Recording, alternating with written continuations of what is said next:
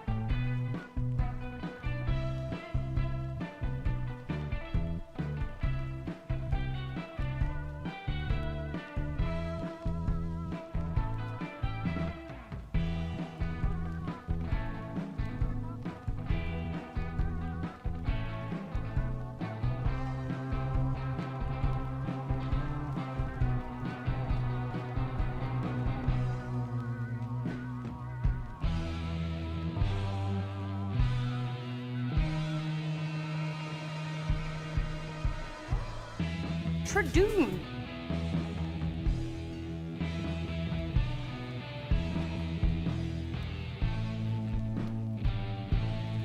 Tradoon.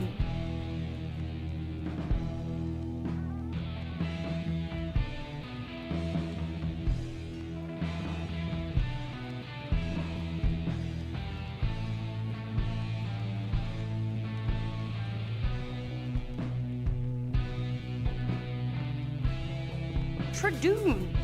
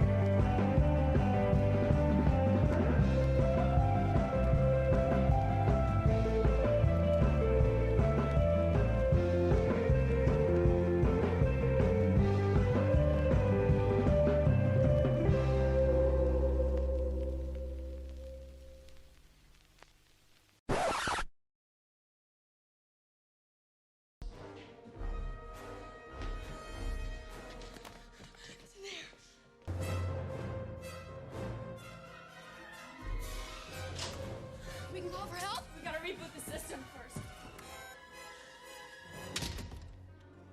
The door locks! Ellie, boot up the door locks!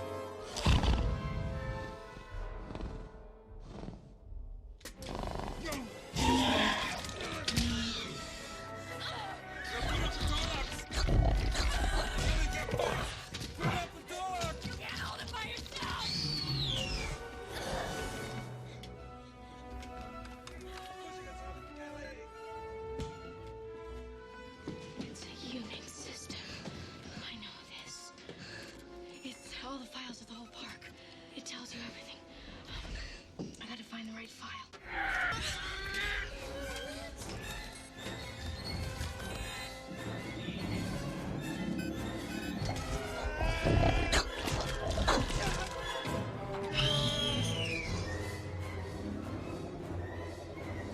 Oh, this is it.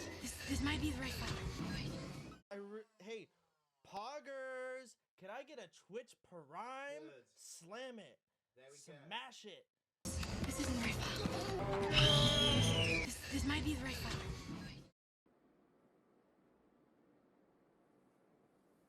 Mobile PC, I know. I mean, this part is good, but I want to delete this part. Move to your left. This isn't the right file.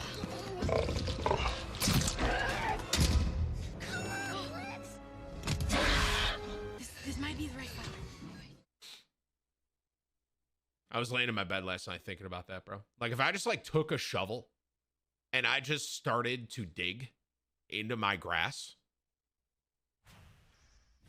I wonder when I'd hit the ocean, bro. This isn't the right file. This might be the right file.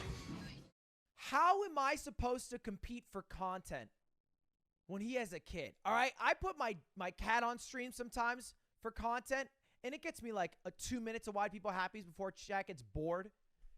If I had a kid, This isn't the right file. This might be the right file. uncle.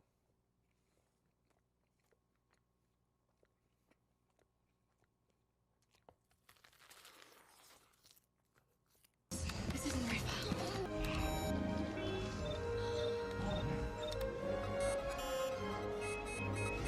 You got it! Yes! Dinosaurs lived a long time ago. They were terrible lizards. Yes! Yes! No. This is it! Some ate plants, some ate meat, some ate fish, and some ate beets.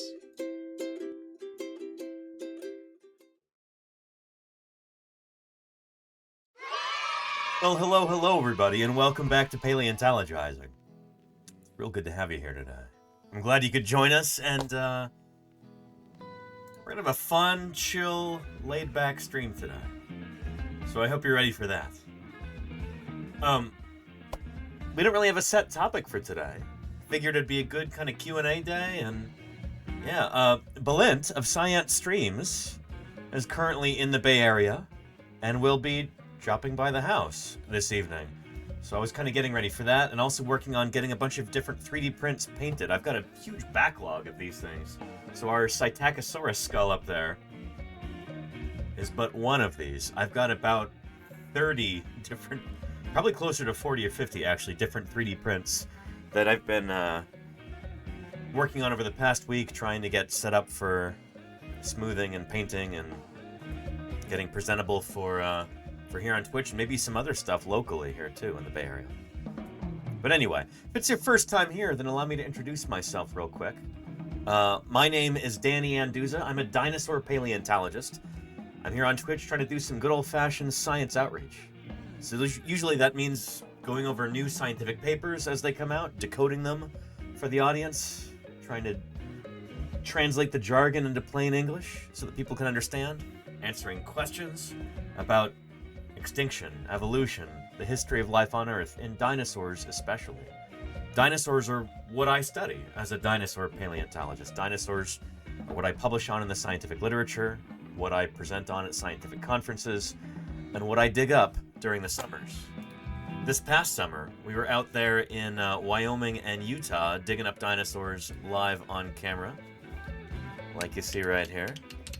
And going to be doing even more of that this next year, as long as things go according to plan. But using that yeah. to make my living. So I stream usually 5 days a week.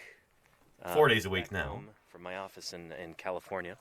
That's where we are right now. Going over new scientific publications. There we go. News in the world of fossil science. Oh, yeah. Answering people's questions. It was hot that day. You could tell. I'm a little tired. Doing art and illustrations and 3D modeling and 3D printing. And, you know, just trying to give people a greater understanding and appreciation for Ontogeny. the history of life on Earth. And ontogeny, too. That's what I do when I'm back home. And I will be back home by the beginning of next week. So expect some office streams then. But for the time being, I'm still out here in Utah. And this is day 21 of digging here in 3 the quarry. weeks out there. We've got what we think is a brand new species, or maybe even a new genus of iguanodont dinosaur here. And it is indeed. Very big Very Cretaceous excited period. about that. At the very, very base of the Cedar Mountain Formation. Anyway, here's a link to that VOD, and that'll take you to the YouTube page. Yeah. Good stuff. This spy wants to know, have you ever found a Cenozoic fossil in the field? I have indeed. Yeah. Here in the Bay Area, actually. I found a couple of Cenozoic fossils from the Pleistocene. Middle Pleistocene. Irvingtonian land mammal age. But yeah, those... Oh, and I've found some Cenozoic fishes in Nevada as well when I was out there back in summer of 2019. So, yeah, not everything is Mesozoic 100% of the time. But dinosaurs are what I study, they're what I publish on, they're my wheelhouse, truly. Yeah. But yeah. Yeah. 4 day works. Exactly, Arle, yeah. I am looking forward to having a day off this week. We streamed last Friday to help make up for all the days I missed when I was at the Society of Vertebrate Paleontology conference. But this Friday I'm taking off to work on some science, work on some other projects that I have going on outside of stream, so you'll hear about those soon, I hope. And Beth Galaxy Fox's new iguanodontid, maybe not iguanodontid, but iguanodontian. So a critter probably a little bit, well, it's certainly more advanced, more derived than Camptosaurus, but it's going to look kind of similar. We don't think this critter is going to have a thumb spike, although we haven't found it yet. Anyway, it'll be kind of in between this and Iguanocolossus. This. So yeah. And Karen Poole is going to be the one describing it and coming up with the name. I did an interview with her in the field. Gone prior to that at what I still call in my head the Stikes Quarry, but what became Utah Raptor Ridge. Yeah. I don't know, the general like. Let me go back to where we introduced Karen here. At the end of May, that was from that same site. So. Yeah. There we I've go. been working at Karen Poole. To introduce yourself. Sure. Hi. I'm Dr. Karen Poole. So I study iguanodontian dinosaurs, and in my real job, although that's part of my real job, but I also teach anatomy to, like, human anatomy to medical students. So I'm kind of down that path in paleontology, heavy into anatomy these days. Nice. Yeah. So Karen's been out here doing field work for longer than I have here in the Cedar Mountain Formation. Yeah, it's been a few years since I've been out here, but I've been working, or I come out occasionally and help out. And I think the first time I came to Doling's Bowl was like 2015 or so. Early, wow. Long time ago. Anyway, Karen is working on this. She was presenting on it at SVP the other week.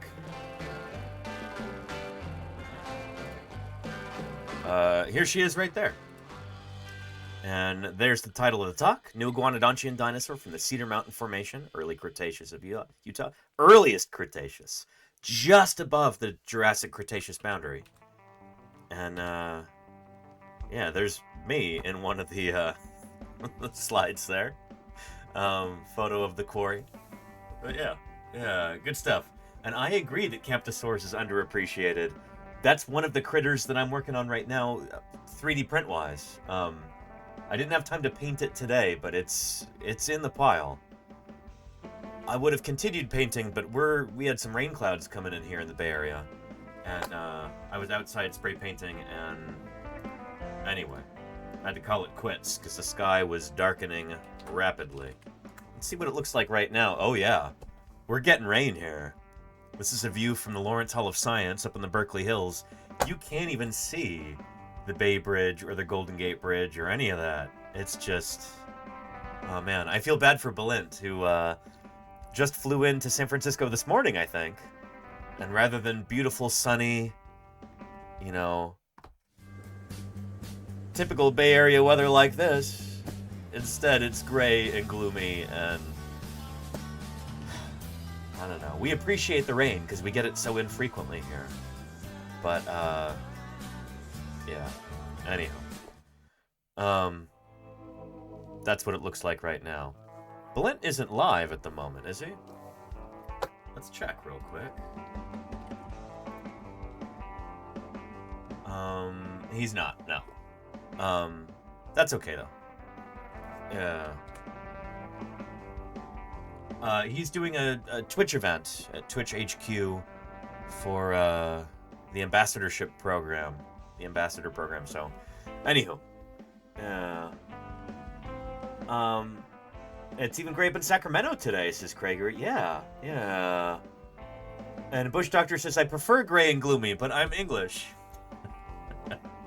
I'm glad you appreciate gray and gloomy, because you certainly have a lot of it there. In Great Britain, yes. But yeah. Eddie Scarron says, favorite Megaraptoran species? Oh boy. Austroraptor is pretty... No, excuse me. Australovenator. Austroraptor is a dromaeosaur. Australovenator is a pretty cool Megaraptoran.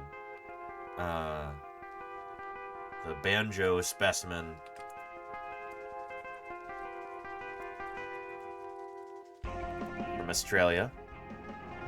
Classic. I think it's the best known Megaraptoran so far, too. The most complete. There's a reconstruction of its skeleton. Partly speculative. We don't have the whole thing. But we've got more of this critter than any of its relatives. And it seems like a pretty cool guy. Australovenator. Maip is a nice one, too. Maip macrothorax. This is one of the ones that I illustrated on my poster. There's a decent amount we have from this critter, too, but none of the skull, unfortunately. Actually, that's not that much. It's mostly verts and ribs, but, you know, it's better than nothing. These are really interesting animals, and you do have to wonder if they're related to tyrannosaurs, like has been recently suggested. They're cool critters. We have a video here? Well. Oh, is this from Jurassic World Evolution?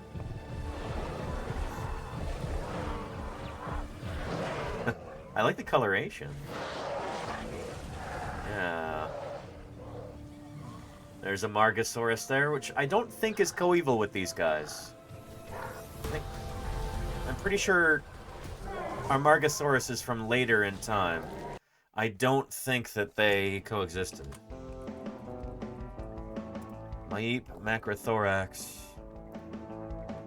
Pretty sure it's earlier. Late Cretaceous. Oh, it's from the Maastrichtian. Never mind. Chorillo Formation of Santa Cruz, Argentina. I think Amargasaurus is also Maastrichtian, so there is a chance they could have interacted, I suppose. Right? Nope. Never mind. Amargasaurus is from the early Cretaceous. Barremian to Aptian. So these guys are not... This scene would have never played out in real life.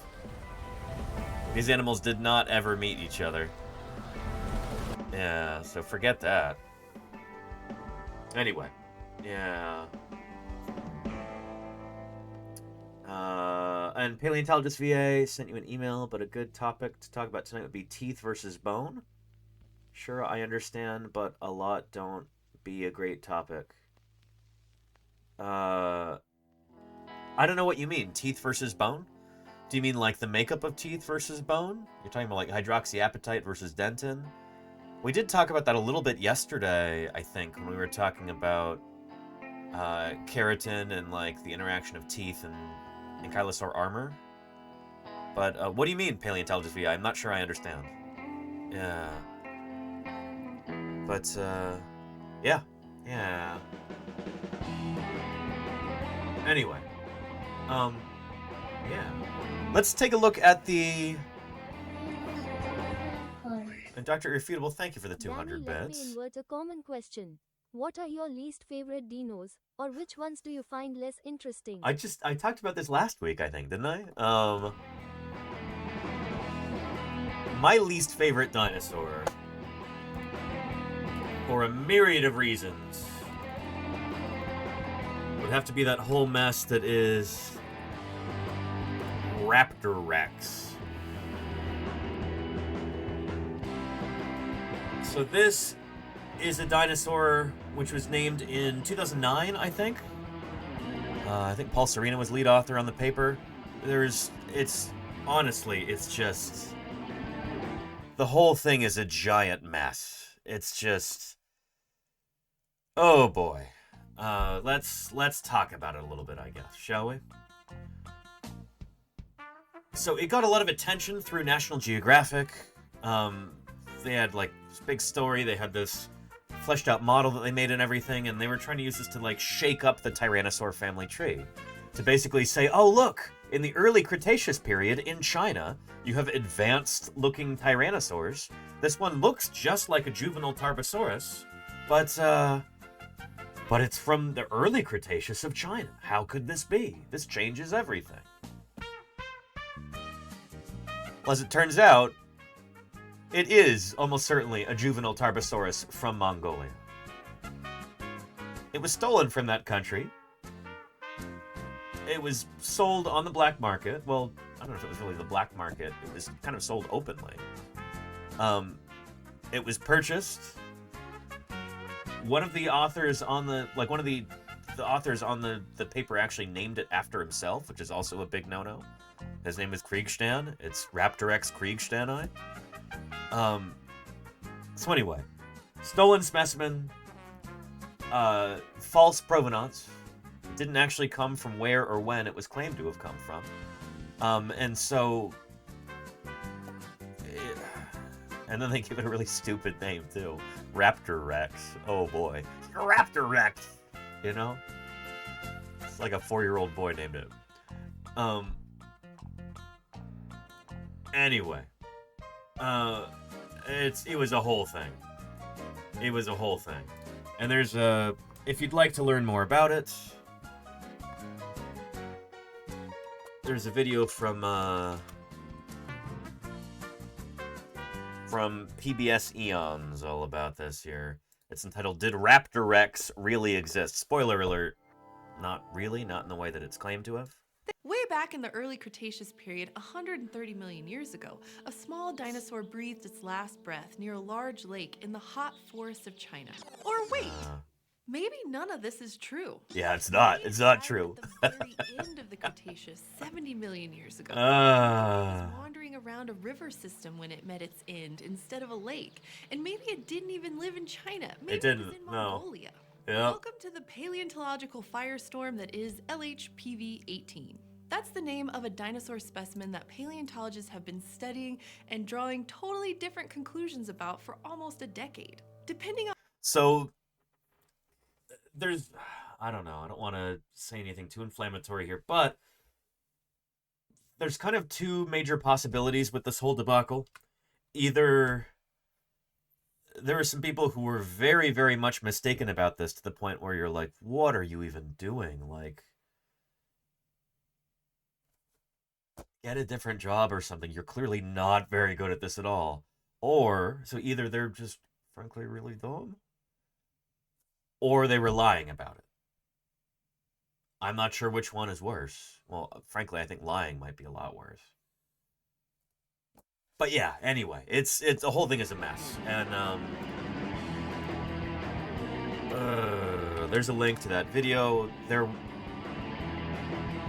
I've got some friends that can tell you all about this. I've got some friends who were co-authors on a rebuttal paper in 2011, I think.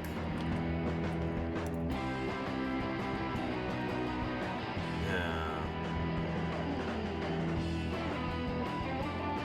There we go. Reanalysis of Raptorex kriegstani, a juvenile tyrannosaurid dinosaur from Mongolia.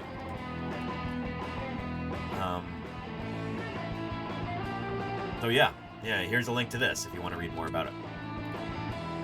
And it is open access. So there is no paywall at all. You can just go ahead and open that thing right up. There you go. Access granted. Yeah, it fell off a truck, you know? So, one of these Mongolian dinosaurs, like, yeah, I don't know where it came from, you know, it just kind of turned up. Anyway, yeah. There might be more about this in the future. We'll see. I don't think this whole story of Raptorex, I don't think it's over yet. It was published in the journal Science, by the way. One of the two most high-profile, prestigious, supposedly high-quality journals in paleontology. Sometimes they publish outright dog water garbage, and that's an example. Sorry I'm being so froggy today, but I have strong feelings about this, and oh boy. Yeah. Anywho, was the paper withdrawn? It was not, Cowardly Viking, it was not. It should have been, but it wasn't. So we'll see. Might still end up being withdrawn. We'll see. But yeah. And Hylocomium says very correctly that journal prestige does not equal research quality. Yes, in fact, I would posit that higher profile journals are sometimes more likely to publish things where the data is outright fabricated or certain things are misrepresented. It's higher stakes, you know? If you as a paleontologist manage to get a paper into the journal Nature or the journal Science, that might be your ticket to a job. Like, that might more or less guarantee employment in the future. Like, it's that big a deal. And yet, sometimes these journals publish things that are just outright false, you know? So yeah. And Salamander, yeah. We'll probably talk about this another time, but yeah. And Seneca Nero, I don't think Popular Science and Popular Mechanics are journals. They're not peer-reviewed like that. Those are popular publications. That's why it's Popular Science and Popular Mechanics.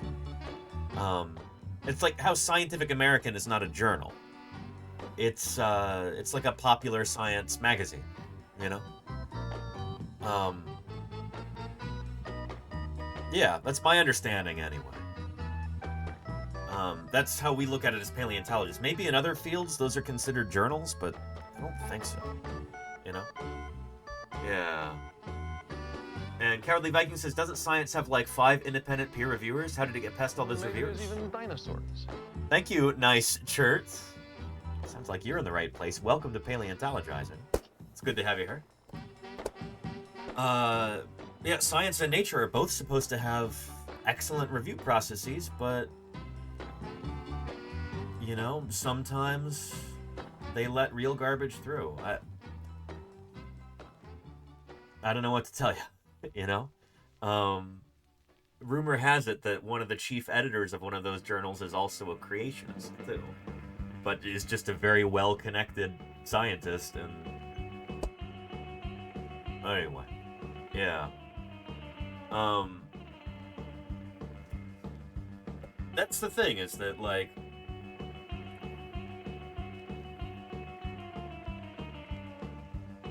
these are still very human endeavors, and many of these things are like total old boys clubs. You know, there's a good person to talk to about this, actually, is Rhacodactylus. He talks about this on his streams at times, and yeah. And nice to meet you too, Nice Churd. Good to have you here. Welcome, welcome. Yeah. Seneca Nero says creationists still exist? Some of them run the US government, Seneca Nero. Shoot. The person second in line to the presidency right now is a young Earth creationist. The Speaker of the House of Representatives is a young Earth creationist. Yeah, it's, again, I don't want to be going down this rabbit hole right now and, you know, talking about all of these kind of depressing things that are going on in the world right now. So we're probably going to pivot here and talk about something else. Yeah. But yeah. It is embarrassing, Raziel Ball. Yes, indeed. Yeah. Dinosaur! Gigantic dinosaurs attack! Seneca Nero, thank you for the follow. Welcome to Paleontologizing. It's good to have you here. Thanks for joining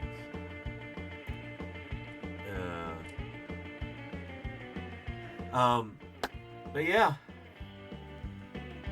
The guessing game. I don't know if we're gonna do that right now, Dinosaur Dave, because I have to download files for that and everything, right? And I appreciate the effort, but we've got some other stuff that I can talk about. Yeah. We've also got some gluing that we can do. We've got some new 3D prints that I've got to assemble. And,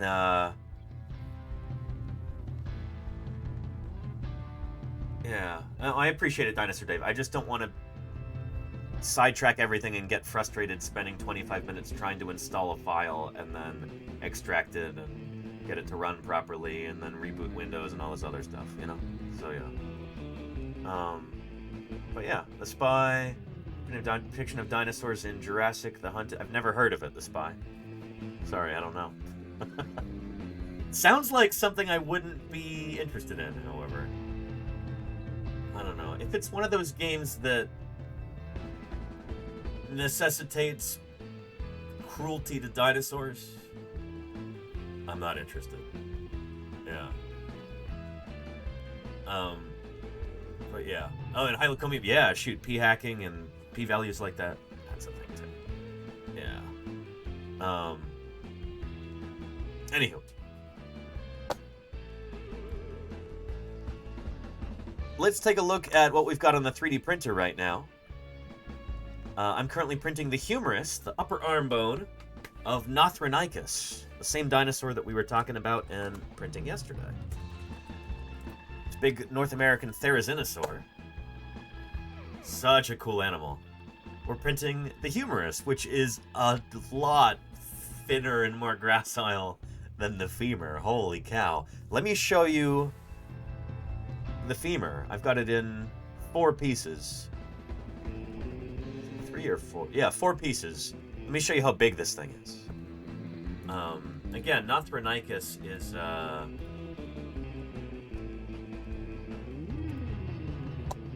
find that clip again. Long neck belong. There we go. And provides the missing link between raptors and the full-blown plant-eating therizinosaurs. So this is Nothronicus right here. 1 million years ago, Nothronicus appeared. The size of an elephant, it towered over its raptor cousin. It had the claws of a killer, but its small head and long neck belonged to a plant eater. It looked like a half-plucked turkey and walked like a pot-bellied bear. I love that line. Therizinosaurs such as Nothronicus were rare in North America. They were long thought to have migrated from China. Now, its direct lineage has been uncovered in the Utah desert. Yeah, at least that's the current thing. That could change. Let me show you the femur of this critter that we just finished printing yesterday. So here is the distal end of the femur. This big trochanter's on the end. There we go. This is a sizable bone here. Holy cow. And it's going to require some sanding if I want to be able to get this thing to stick really well with the glue. Not sure I want to do that right now. I was very busy this morning working on some other 3D printing stuff. But check that out. That is a sizable bone right there. The femur, the thigh bone of this animal.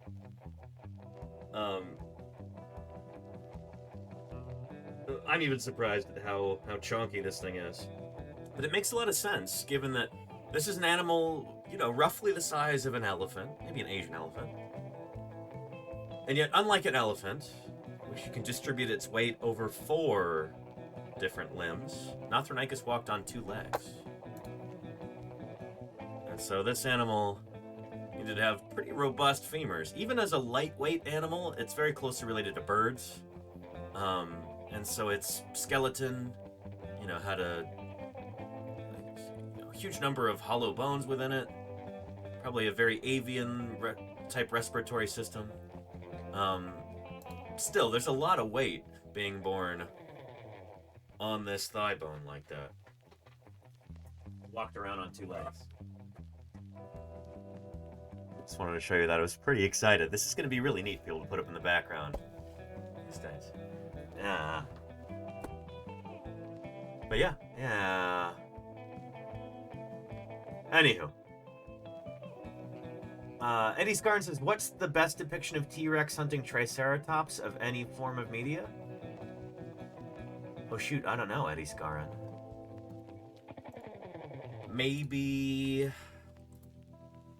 I'll tell you my pick.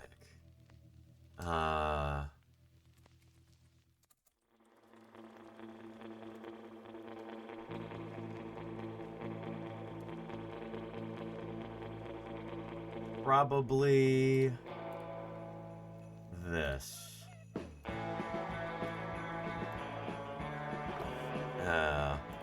From those postage stamps that came out a few years back, I got a bunch of these while the getting was good.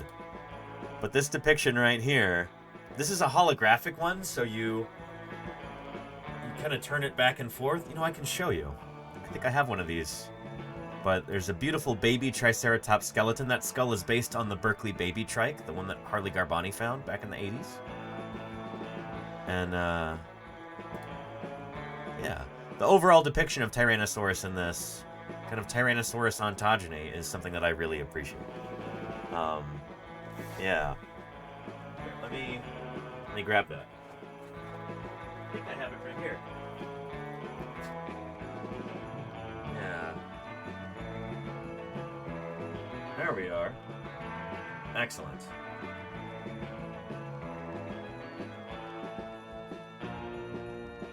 Here.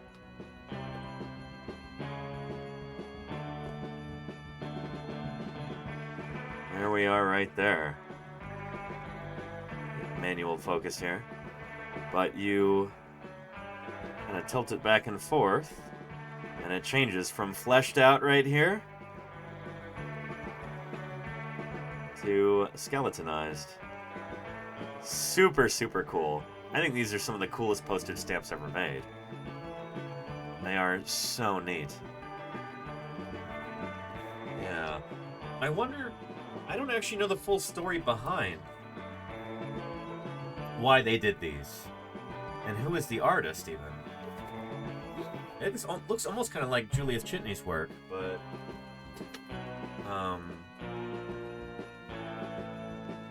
yeah.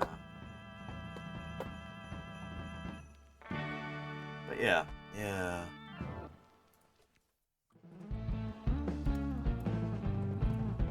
Let's find that.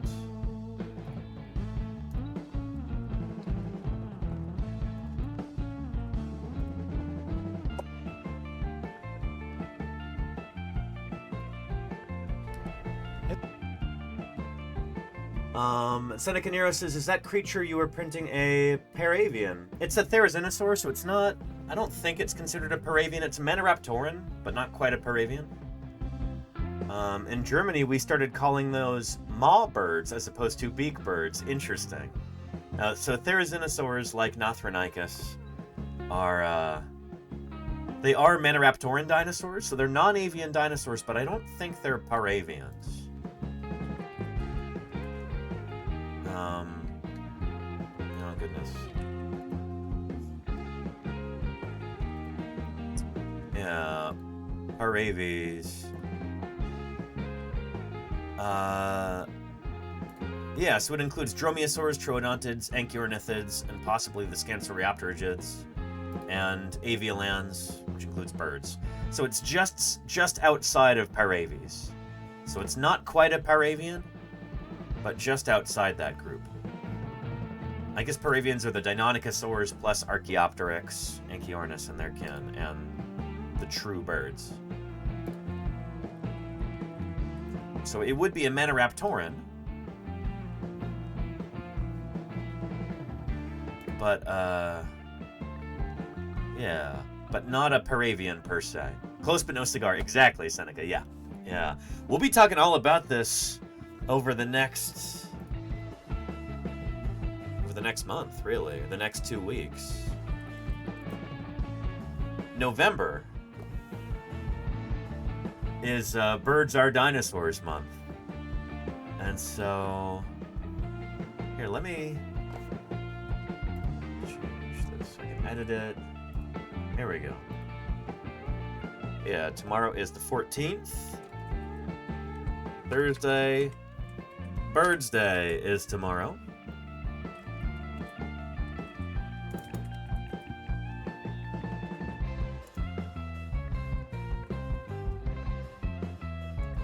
Thursday, Birds Day, and the evolution of bird brains. There was a really, really cool fossil that was just announced, just published this week, today, I think. That we're going to be talking about tomorrow.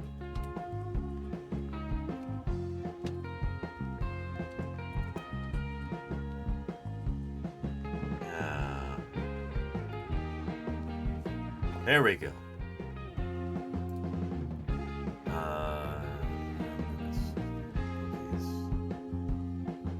Projectile.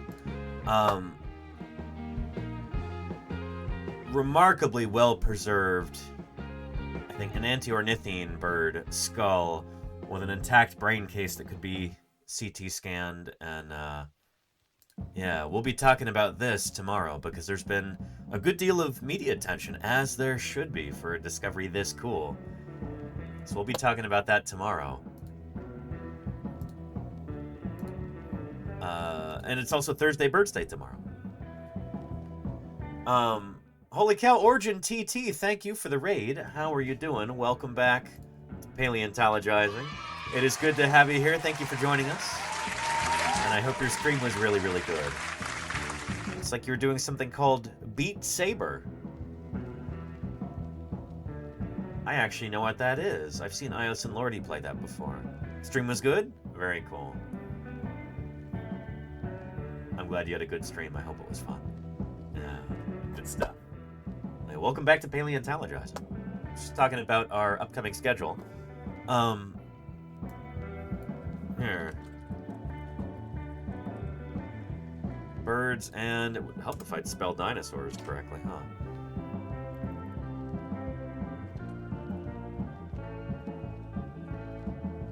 I don't know why it doesn't paste the formatting for these things. It's buggy.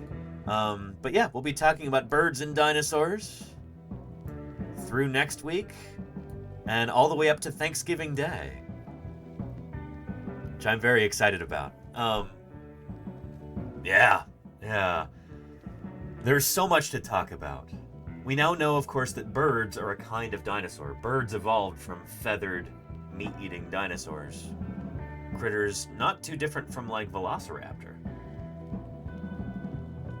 And so we'll be talking about how we know that, when we started to realize that, and what are the clues in a bird skeleton.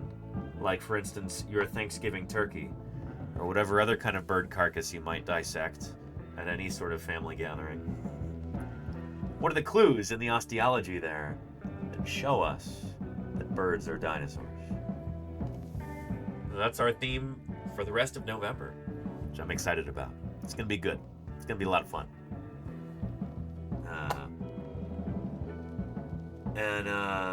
Tone Rebellion says, it would be cool to still have some toothed birds around. Imagine getting bitten by a pigeon. Oh, people still get bitten by birds. Yeah. And some birds do have tooth-like projections in their mouths, but they're not actually teeth. Yeah. So they're like bits of soft tissue that are tooth-like. I forget what they're called. Is it papillae? Yeah.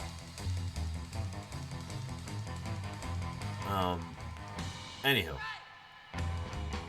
You really don't want to get chomped on by a goose. You don't.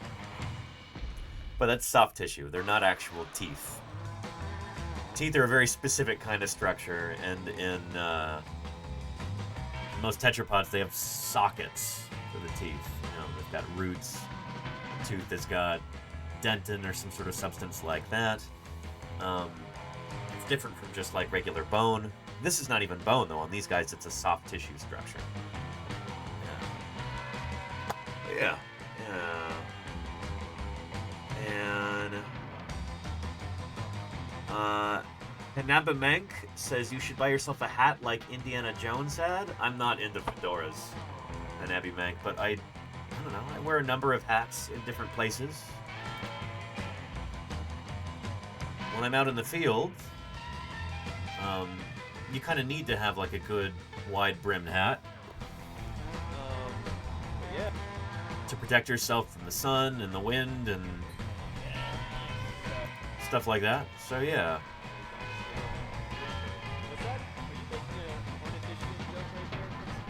Anyhow, this is an Australian slouch hat, and it's made of leather. I've had this hat for coming up on 17 years now. I've had this hat. I think it is 17 years as of this autumn. It served me very well. Love that hat. But yeah, I don't know. I don't want you to think this is some sort of like cosplay thing. Hanabamank. I'm a paleontologist. I dig up dinosaurs. This is not an act. This is not dress up. This is what I do, you know? Yeah. But yeah. The hat will soon be older than you. There you go, Charlie's jacket, yeah. And there you go, Crimson Carnotaurus. Yeah. And Danny, get a helmet, says Mecca. You mean my sun helmet that I have right there that I wear in the field when it's hotter? So when I'm in Wyoming in June, it can be kind of chilly. You know, windy. Sometimes it snows there in June. So having a, you know, wide-brimmed hat like this that's made of leather is a good idea. It doesn't get too hot. But when I'm in Utah, later in the summer, in eastern Utah, it gets almost unbearably hot. It'll be well over 100 degrees Fahrenheit. Out here in eastern Utah, kind of near the town of Moab. And we have got some new bones down in our iguanodont quarry, and I'm excited to show those off. I've got a particularly nice one that I've been kind of waiting to dig up until we're on camera, because I wanted to kind of walk you through the process. But yeah, it's going to be a cool stream. I'm glad you're here. I'm also feeling a lot better rested than I was yesterday. I was not firing on all cylinders yesterday. We just rolled into camp. We just set things up. There's our camp over there. And, you know, first day is always and Ursa Mesa. I appreciate that, Ursa Mesa. I feel like people are picking on me. They just don't really know what's going on. Anyway. Yeah.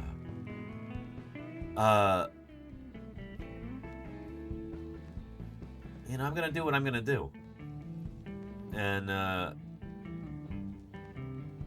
if people don't like it, they can go elsewhere. I don't know. I'm tremendously lucky to be able to do what I do. since the time I was a little kid, I dreamed of becoming a dinosaur paleontologist, digging up dinosaurs in the field, conducting research on dinosaurs, and now I get to do that, and I get to share it with the world. But when you do that, you know, you get comments from the peanut gallery. Everybody's a critic. You know how it goes. So I'm just gonna do what I do, and people want to come along for the ride, I'm glad to have them. If they don't want to, fine. Internet's a big place, you know? So yeah. Anywho. But the helmet is not for protection against dinosaur attacks, Seneca Nero. It's for protection against the sun. So the cool thing about a sun helmet like this is that you can't really see it here, but there's a layer of air in between the helmet and your head. It's kind of like a hard hat in that sense, except it doesn't really protect you against falling objects like a hard hat does. It's not as rigid or as strong as a hard hat. The point is to reflect sunlight, to, you know, provide shade for your head and neck. And also, if there's even the slightest breeze that's coming through, since there is space in between the top of the helmet and your head, right here. Here's my sun helmet right here. Because of that, there's space in between. So the slightest breeze comes through, and this just passively funnels that air over the top of your head and cools you off. It's like analog air conditioning. It's pretty wonderful. This is the best hat that I've ever had for when it's really, really hot outside, because it gets well above 110 degrees Fahrenheit. It's about like 42 degrees Celsius. It'll get like that pretty much every day when we're out there in the field in eastern Utah. So yeah, it's like the hottest part of the year that we're out there. Late July, early August to mid-August. Holy cow. But anyway, there's a reason why people like U.S. mail carriers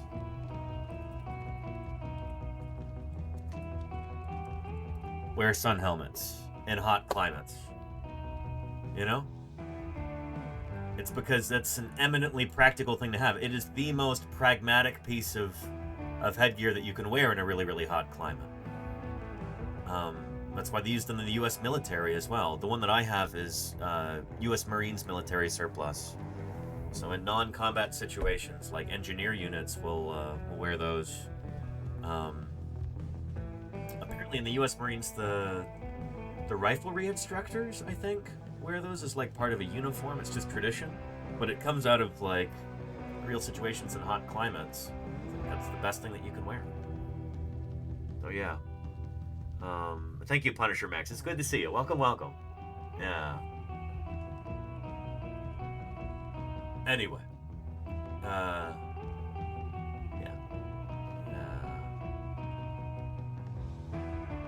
And my mail carrier often wears them, and this isn't a truly hot climate. Well, shoot, here during the summers in California, especially further inland from where I live, a lot of the mail carriers will wear those because it can get well over 100 degrees.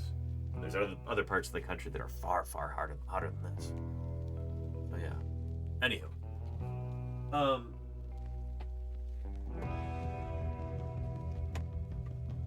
Let's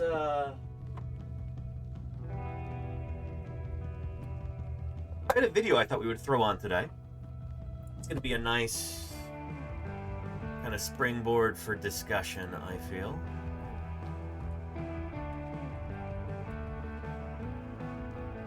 Find that real quick. But it's about dinosaurs in cinema. And that's always fun.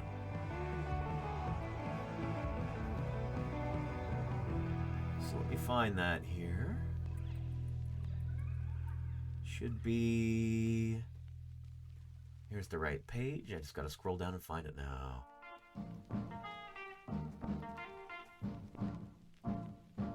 There we go.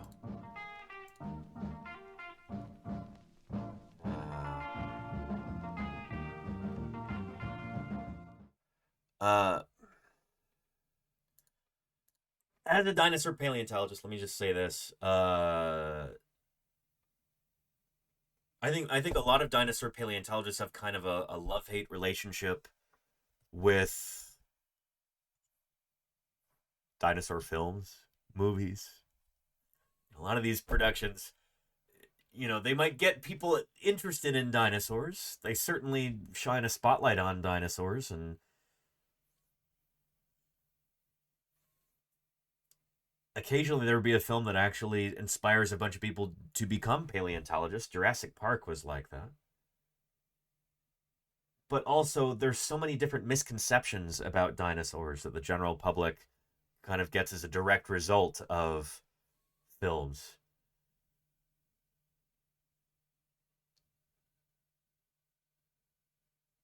It's interesting, too, how, like, the history of film and the history of dinosaurs in film kind of tracks alongside the history of dinosaurs in science. So these are going to be themes that we'll explore as we watch this together. I think it's going to be fun. Let's take a look. I've never seen this before.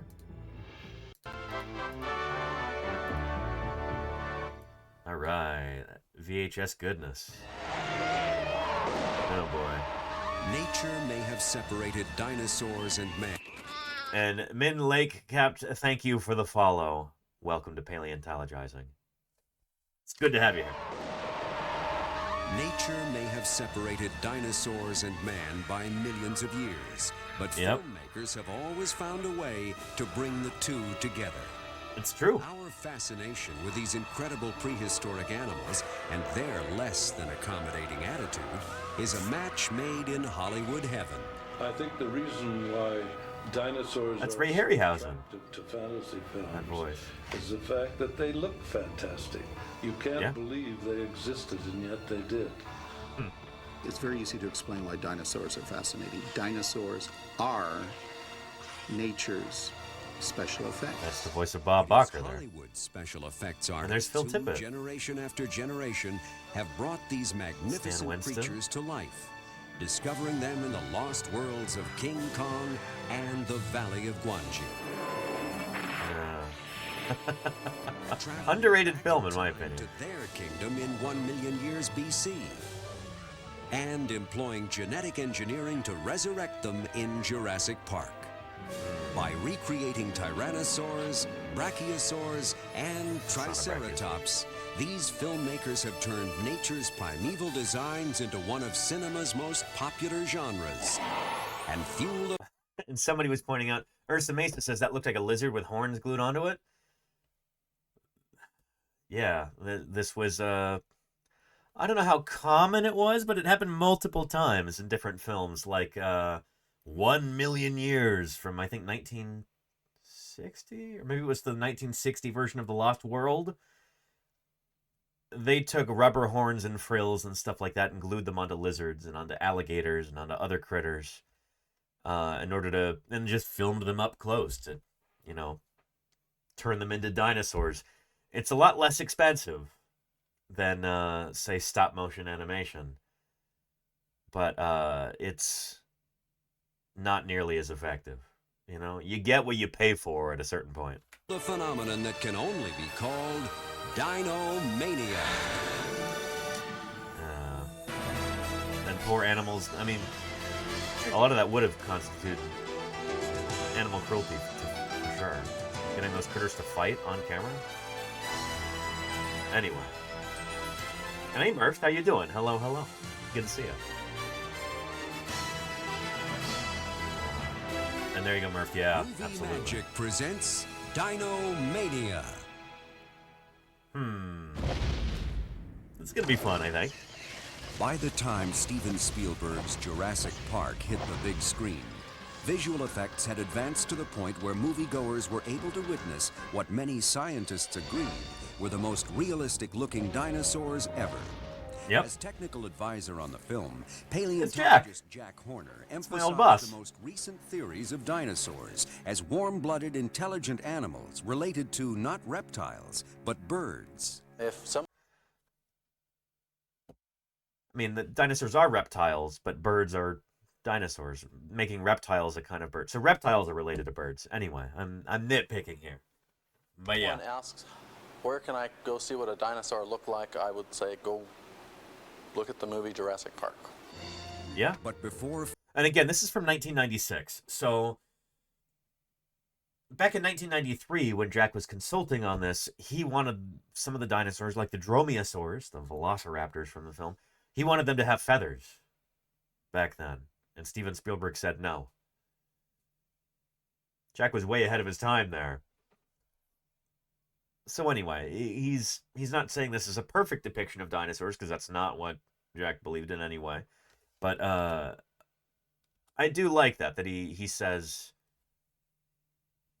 for the 1990s, if you want to know what a dinosaur looked like, this is kind of, the best you're going to get.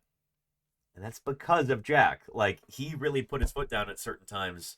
Like when Steven Spielberg wanted them to have forked tongues that would come out and smell the air like a snake.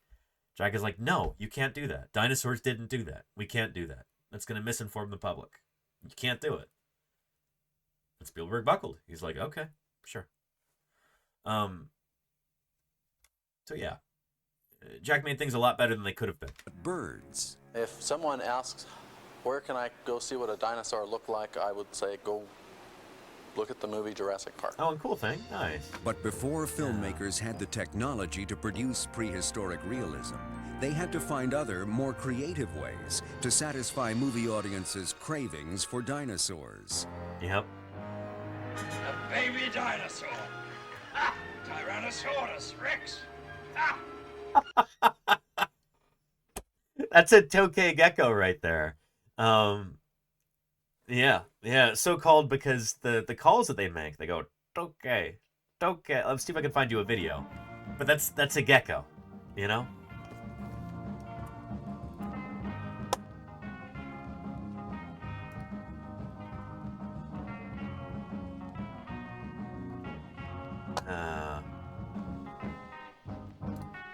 There we go.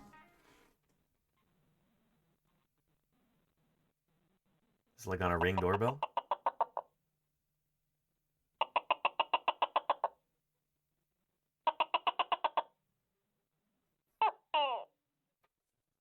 See?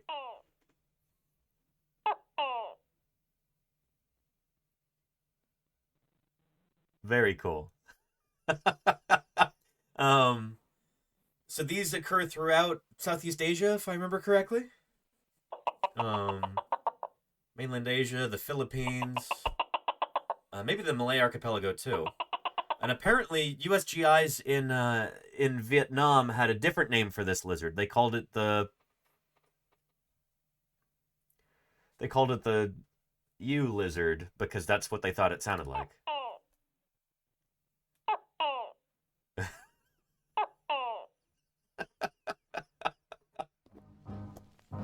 They can be extremely temperamental. Yeah, they get bitey, Lenina. Absolutely.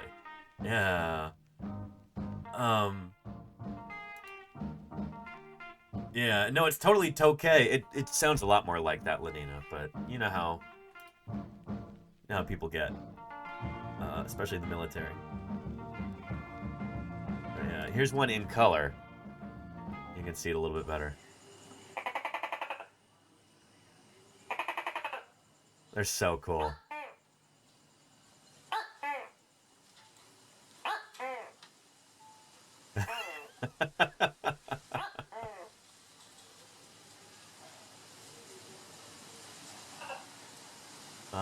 When I was a kid, I had a tokay gecko, like a plastic one that had suction cups on the underside, and it was super realistic looking. It was so cool, and I've always tried to.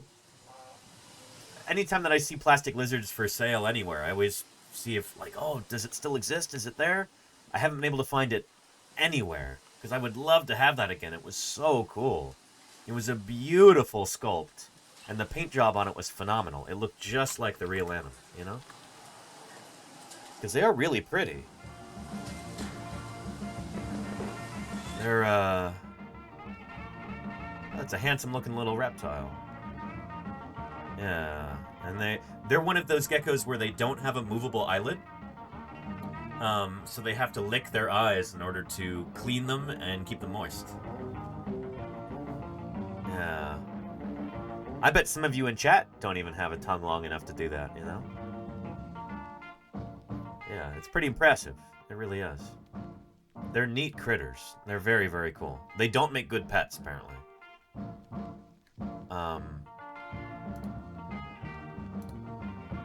But yeah, they're so neat.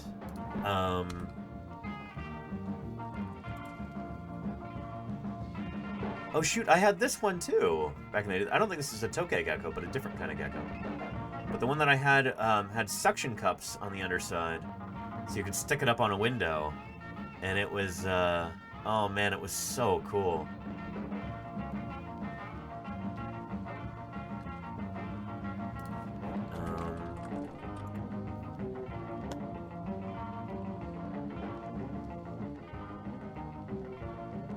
Yeah, shoot.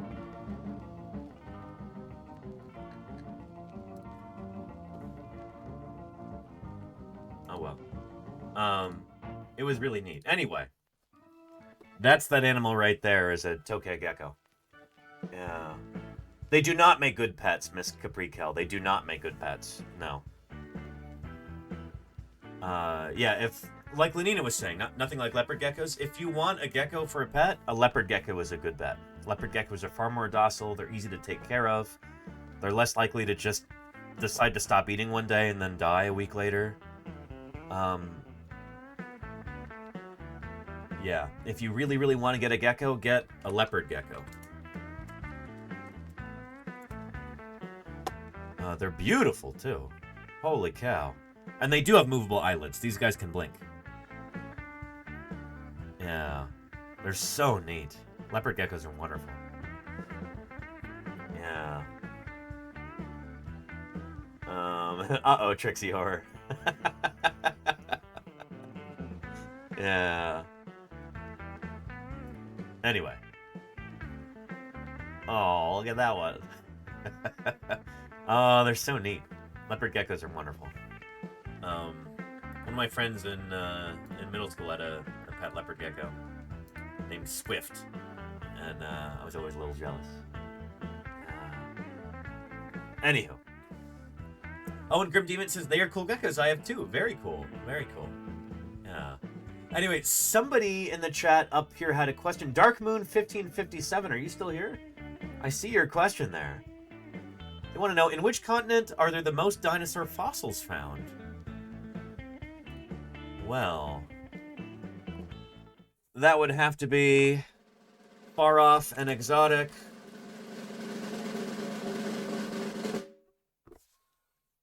North America. The most dinosaur fossils have been found in North America so far. At least if you quantify it by the number of dinosaur genera and species named, we've got the most from North America. The United States in particular, and then Canada after that, and then you've got a few from Mexico as well. A growing number from Mexico. Second would almost certainly be Asia. Asia probably has more dinosaur fossils present. And China in particular has got a wealth of dinosaur fossils, and there are so many new dinosaurs that are coming out of China that at some point in the future, China will surpass the United States, and we'll have more dinosaurs named from China than from any other country. But it hasn't quite happened yet. But yeah. Pigeon Being says, why is Central America shown as North America? Because it's on the North American plate, Pigeon Being. It is part of North America, strictly speaking. North America and South America used to be separated, and then they linked up with the Isthmus of Panama. The Great American Biotic Interchange, which happened late in the Cenozoic. But you've got these two continental plates right there, North America and South America, and when they linked up, all these critters moved across. Yeah.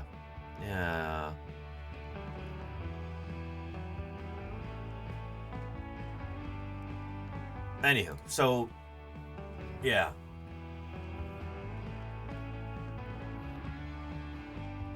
Anyhow.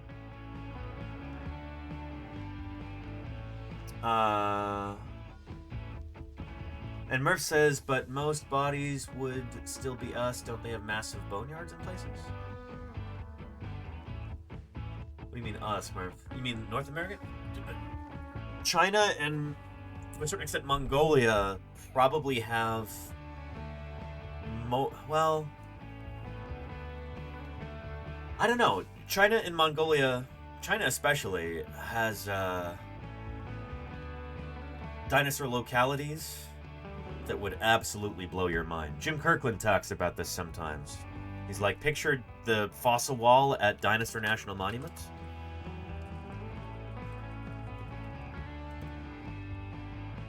You know, picture this, but 20 times bigger. He's like, there are multiple sites like that in China.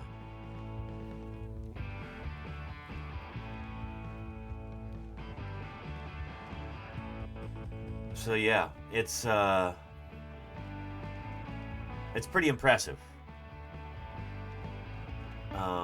Squiggles Dagaba says China has a lot of potential sites, but they're very iffy about access for even their own people. I mean, yes and no. China, I think, does a much better job of supporting dinosaur paleontology than the United States does. If we're talking about, like, government by government, holy cow. Are they doing things... They're blowing us out of the water out there in China. Just... They're building new museums all the time, too. Like, they absolutely put us to shame. It's... I take no pleasure in saying that as an American, but holy cow, the amount of support that Chinese researchers receive from the Chinese government is incredible. Here in the United States, we've got issues where if fossils are on private land, then they belong to the private landowner, regardless of their scientific importance. And so they can be sold off to the highest bidder. And they end up leaving the country. They usually don't end up being studied by scientists, and so they're essentially just lost because they get turned into a commodity for making money. In China, at least, they have rules that important fossils like that can't leave the country. I'm not totally clear on all of the specifics of Chinese law regarding fossils, of course, but I really get the impression that there are more protections for fossils there than there are here, when you factor in all the private land stuff in the U.S. So yeah.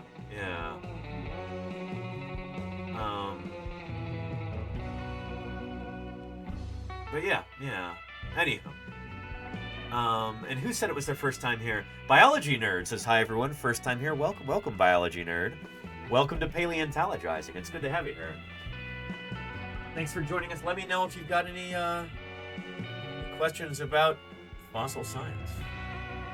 You probably know already that paleontology is kind of a weird, unholy amalgam of geology and biology. Right? They form paleontology.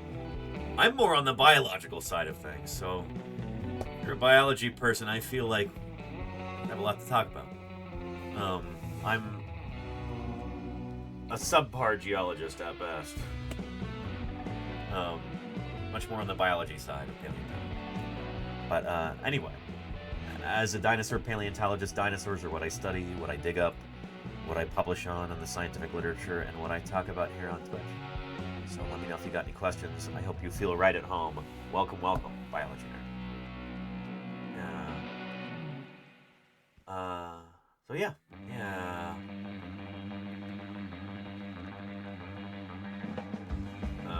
I was being self-deprecating there, Charlie's Dragon.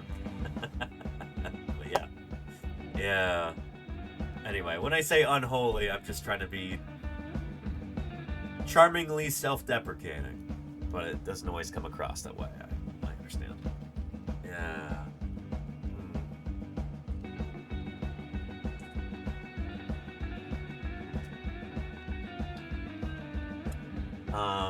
And Biology Nerd says, I wanted to be an archaeologist and ballet dancer growing up. Ended up being a librarian / English teacher, but now working on a master's in biology. Very nice. All the science and cultural things are good. Huh, agreed. It's good to have you here. Yeah. But yeah. Yeah. And Mel in... They're never found complete. They're always missing bones, missing parts. Mel in TX, is that Texas? Welcome to Paleontologizing. It's good to have you here. Thanks for joining us. Anywho, let's get back to our video here, shall we? Experiences cravings for dinosaurs. Oh boy. A baby dinosaur. Ha! Tyrannosaurus Rex. Ha! That's a tokay gecko. Until like the we just saw. mid-1980s, almost all paleontologists agreed that dinosaurs were the ancient relatives of modern-day reptiles. So it's no surprise that filmmakers often depicted dinosaurs by using cosmetically altered lizards. I've not heard of that, Pumpkin the Cat, no. Huh. And even turtles. The big hit of... Pumpkin the Cat says, speaking of archaeology, did you hear about the recent discoveries of ancient tribes marking dinosaur traces in Argentina? I've not heard of that. However, there have been...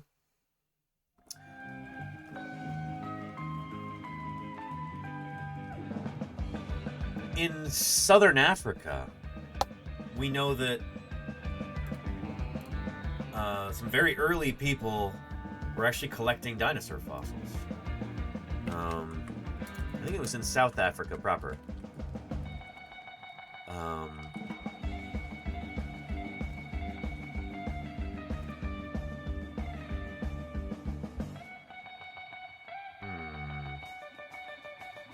Yeah, here we go.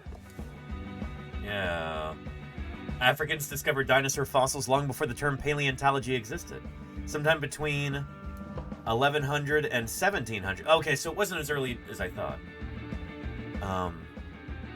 A Massospondylus dinosaur bone was found and carried to a rock shelter in Lesotho. Lesotho is technically within South Africa.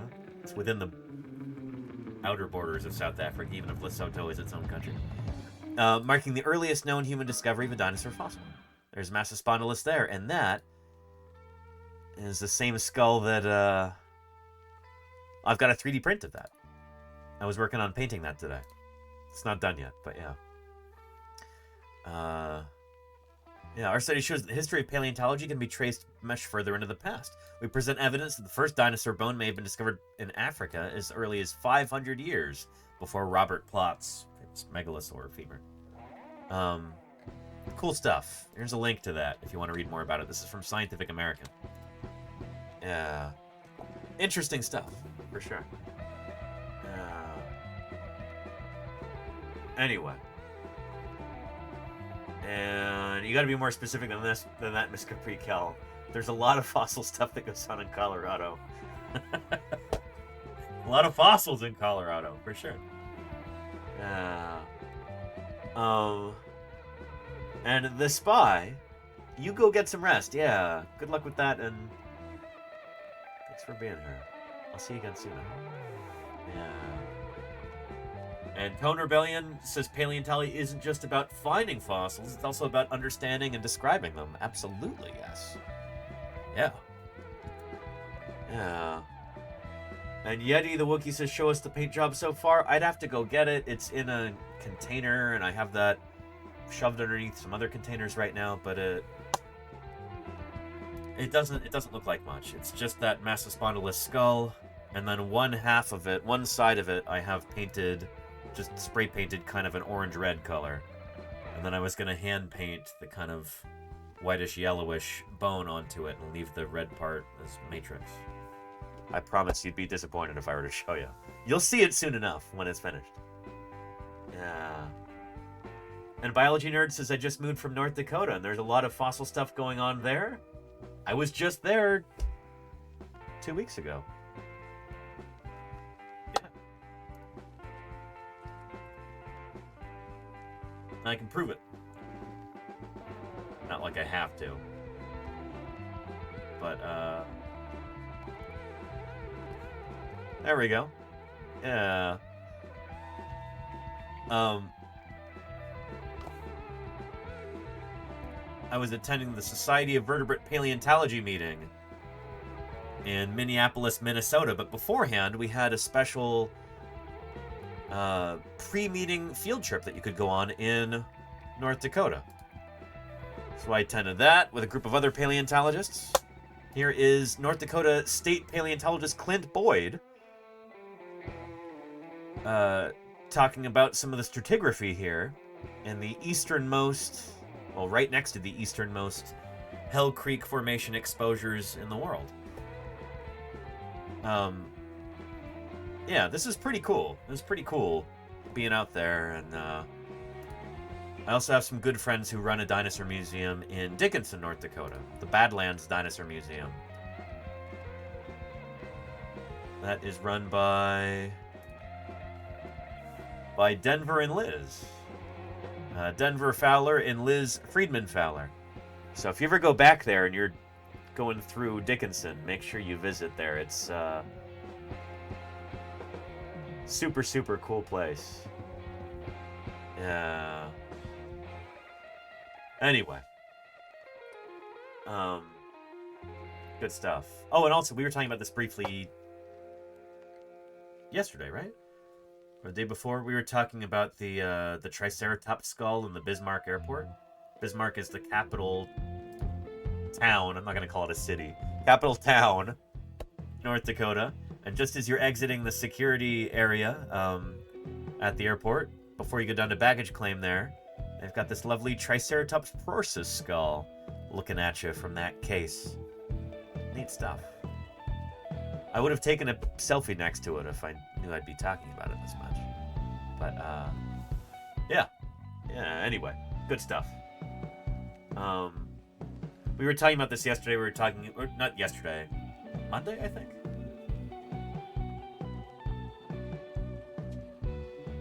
Yeah, I think so. And we were talking about all the different airports throughout the U.S. where you could see dinosaur fossils on display. You see airport in Bozeman. There's O'Hare in Chicago. There's Salt Lake City has a new Allosaurus skeleton cast they've just unveiled like a week or two ago. Yeah, there's a number of others too. Bismarck. Yeah. Anywho, good stuff. Let's get back to our video here anyway. Of 1940, 1 million BC, pitted caveman Victor Mature against a ferocious iguana. Irwin Allen's 1960 remake of The Lost World featured a climactic battle between a caiman crocodile from the Caribbean and a giant monitor lizard from Singapore, each approximately 6 feet These in poor length. critters. And they're actually fighting there. They're actually hurting each other.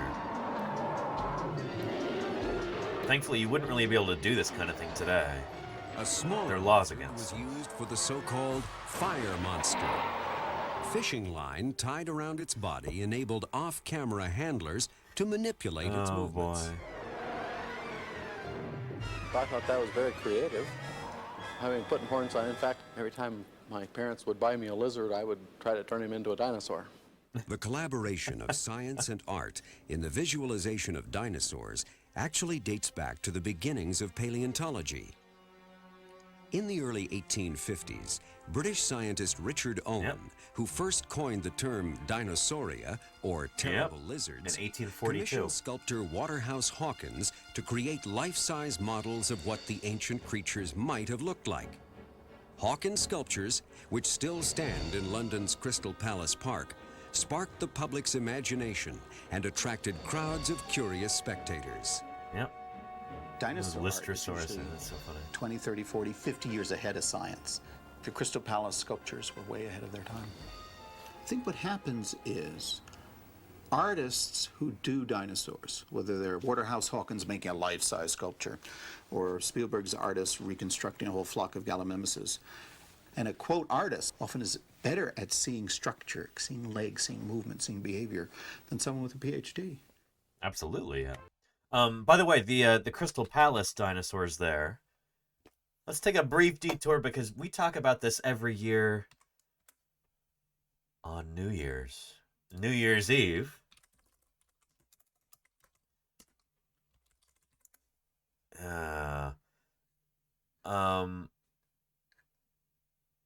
Oh shoot, I guess I don't have that clipped.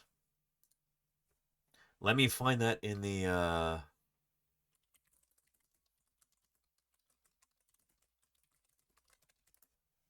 there we go.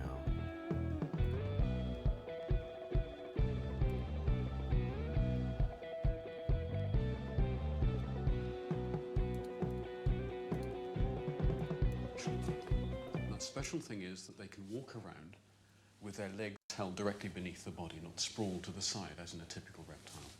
They're in fact much more like David Norman talking about these rhinoceroses critters living today, and he saw them as the zenith of reptilian evolution. At a scientific meeting in Plymouth, he named them dinosaurs, the terrible lizards. Talking about Richard Owen. That brought with it a certain amount of acclaim, but there was a problem there because he was describing a concept. He could explain the teeth, he could explain the bones very clearly, but there wasn't a tangible, complete dinosaur to show off these creatures. Here we go. In fact, let me grab that right there. Timestamp. Cool. Show off these creatures.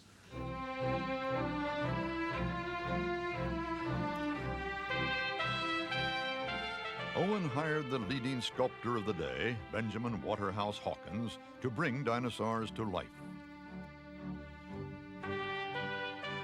From the fragmentary evidence, Hawkins built models that thrilled Victorian England. They were destined for Crystal Palace in London. It was the first dinosaur theme park ever built, and it still attracts the public today.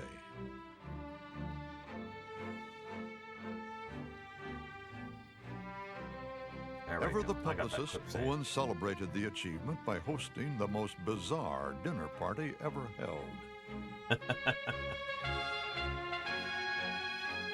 On New Year's Eve, 1854, he invited the leading scientists of the day to wine and dine in the belly of Hawkins' still unfinished model of Iguanodon. I'd love to go hear Dinosaur Dave. We'll see if we can do that before SVP. Yeah, that would be awesome. If I could stream from there, that'd be excellent. The world's most eminent scholars could now picture prehistory in all its terrifying glory. Yep.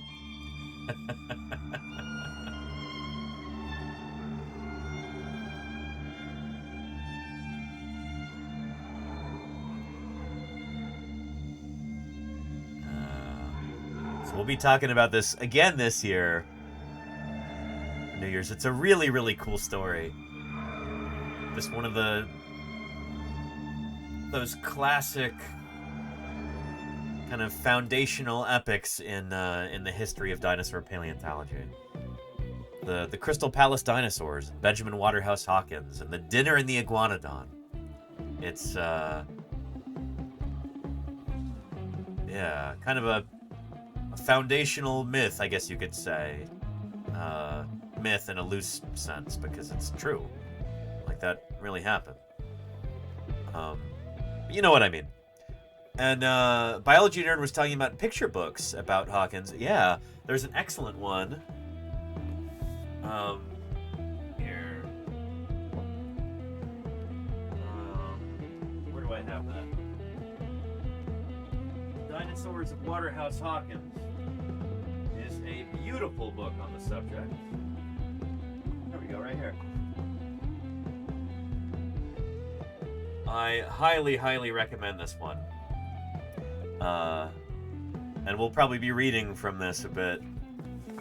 Both the prose and especially the illustrations in this are lovely.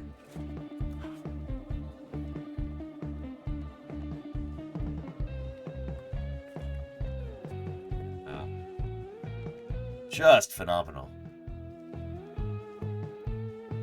Really, really beautiful book. And then there's the famous dinner in the Iguanodon depiction right there. Yeah. Good stuff. Good stuff. The Dinosaurs of Waterhouse Hawkins.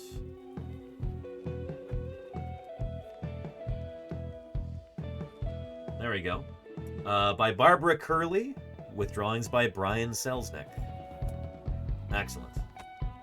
Hector Hectagon says, should we revive dinosaurs?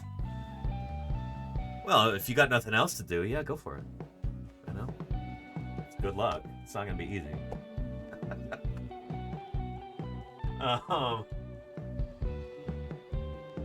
Let me put this back.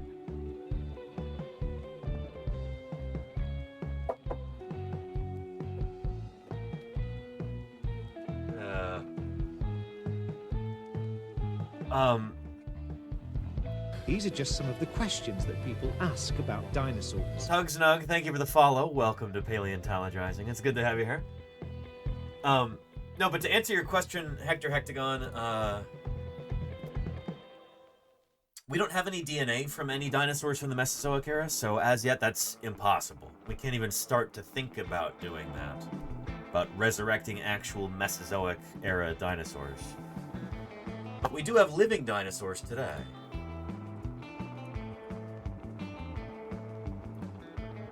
And you might be able to do something with them.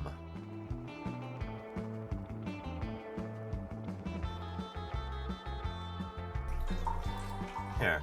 Hector Hectagon, thank you for the follow. I appreciate it. Take a look at these quick clips from this. Here's my old boss, Jack Horner, who is also showing up in the other video that we've been watching. Growing baby dinosaurs couldn't walk at first, meaning that their parents were bringing food back to them in the nest, like birds. Yep. His discoveries lent support to a then controversial but now widely accepted theory that dinosaurs actually gave rise to modern birds. And all of a sudden, thank you for the 5 gift subs. I appreciate that very, very much. Thank you, thank you. Good stuff. Thank you for keeping me here on the air with that support. Appreciate your generosity. Good stuff. Yeah. Yeah, dinosaurs gave rise to modern birds. That's kind of the theme of November here on Paleontologizing, right before Thanksgiving. Lent support to a then controversial but now widely accepted theory that dinosaurs actually gave rise to modern birds. Yep. If a little kid today studies all this in school, and they look up in the sky and see a bird and turn to mom and say, you know, that's a dinosaur. They're right. They're right. They're right. Jack Horner told us that birds are dinosaurs. Do you agree with that? Absolutely. Sean Carroll is a professor of molecular Talk to biology anybody. and genetics at the University of Wisconsin. You talk to a geneticist, talk to a paleontologist, talk to a biologist, talk to an ornithologist, a bird scientist. They'll tell you the same thing. Birds are living dinosaurs. Birds evolved from dinosaurs. That's where they came from. It's from dinosaur ancestors. So really, dinosaurs never went extinct. Dinosaurs never went extinct, but we all think they did. And there was an asteroid event that took out a lot of life. Thank you all of a sudden. on Earth, I appreciate including T-Rex and all the most famous dinosaurs. But this other group, what we call birds, made it through. And of course, there's thousands of species of birds still around today. The dinosaur-bird connection is largely settled now, but that hasn't stopped Horner from using unusual means to make unusual discoveries. And he's found the perfect partner in his protege, Mary Schweitzer. Yeah, anyway, so this is about that, but let me jump to this other part. Yeah. Jack has always dreamed of making a dinosaur. You saw that earlier in the clip. Let's see, we're at 5:05 here, but earlier... Fishing line tied around its body enabled off-camera handlers to manipulate its movements. Is it here? I thought that was very creative. I mean, putting horns on. In fact, every time my parents would buy me a lizard, I would try to turn him into a dinosaur. The collaboration. So Jack has always wanted to make a dinosaur, and well, dinosaur DNA sequence will ever be There we go. gloves, unhurt sweat, even an occasional spilled beer on fossils. Jack is skeptical that the full dinosaur DNA sequence will ever be found. we don't have any DNA from dinosaurs so far. We're looking. We are there are teams that are out there looking, but thus far we don't have anything. Not a single. Not a single base pair from a Mesozoic dinosaur. But that hasn't stopped him. He's come up with a whole new idea for his dream of making a dinosaur. The best way is just to use a modern dinosaur, the chicken. Because evolution works, birds are actually carrying ancestral DNA. Horner has written a book proposing a plan to mine that ancestral DNA as a way to reverse engineer a chicken into what he calls a dino chicken. Yep. It may seem improbable that this is carrying DNA from something like this. But when you think about it, birds, like the dinosaurs they evolved from, still walk on hind legs. It's a great Most book. have Nice three chart. toes Yeah, pointing it really forward with one in the back, and they even all have wishbones. As for dinosaur features you don't see in modern chickens, like long tails, Horner's contention is they can be brought back, since you can still see them in embryos as little chicks grow. As the chicken embryo develops, it does develop a fairly long tail before a gene kicks on and destroys it. So if we can stop that gene, we theoretically can get a chicken to hatch out with a relatively long tail. So you're not saying actually change the gene. Just switching a gene on or switching a gene off. He says picture a chicken with a long tail, teeth, and little claw-like hands instead of wings. So maybe there will be a dino chicken. I'm sure there'll be a dino chicken. You're sure there'll be a dino chicken? I think we'll be able to make a dino chicken within the next 5 years. Boy, I see a new movie coming out of this. This time I could get eaten. Anyway, that was from more than 5 years ago. This is an ongoing project, and it's yielding some really, really interesting stuff. But thus far, we haven't been able to get the tail to lengthen. It turns out that when you're manipulating an embryo so that the tail doesn't get resorbed, so that it continues to grow, that turns out to be fatal to the embryo. And the people who are working on this haven't been able to find a way around that yet. But this work has yielded a bunch of really, really cool things you might not expect. I see people in the chat saying, oh, this is a terrible idea, it's going to be like Jurassic Park, people are going to get eaten or whatever. Shadowham, thank you. Shadowham, thank you for the follow. Welcome, welcome.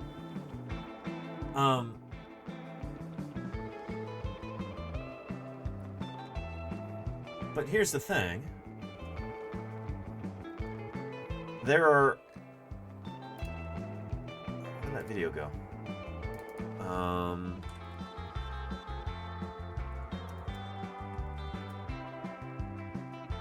There we go.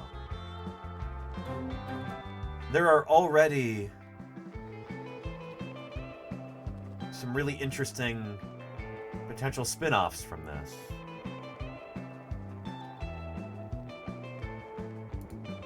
So here's Dana Rashid.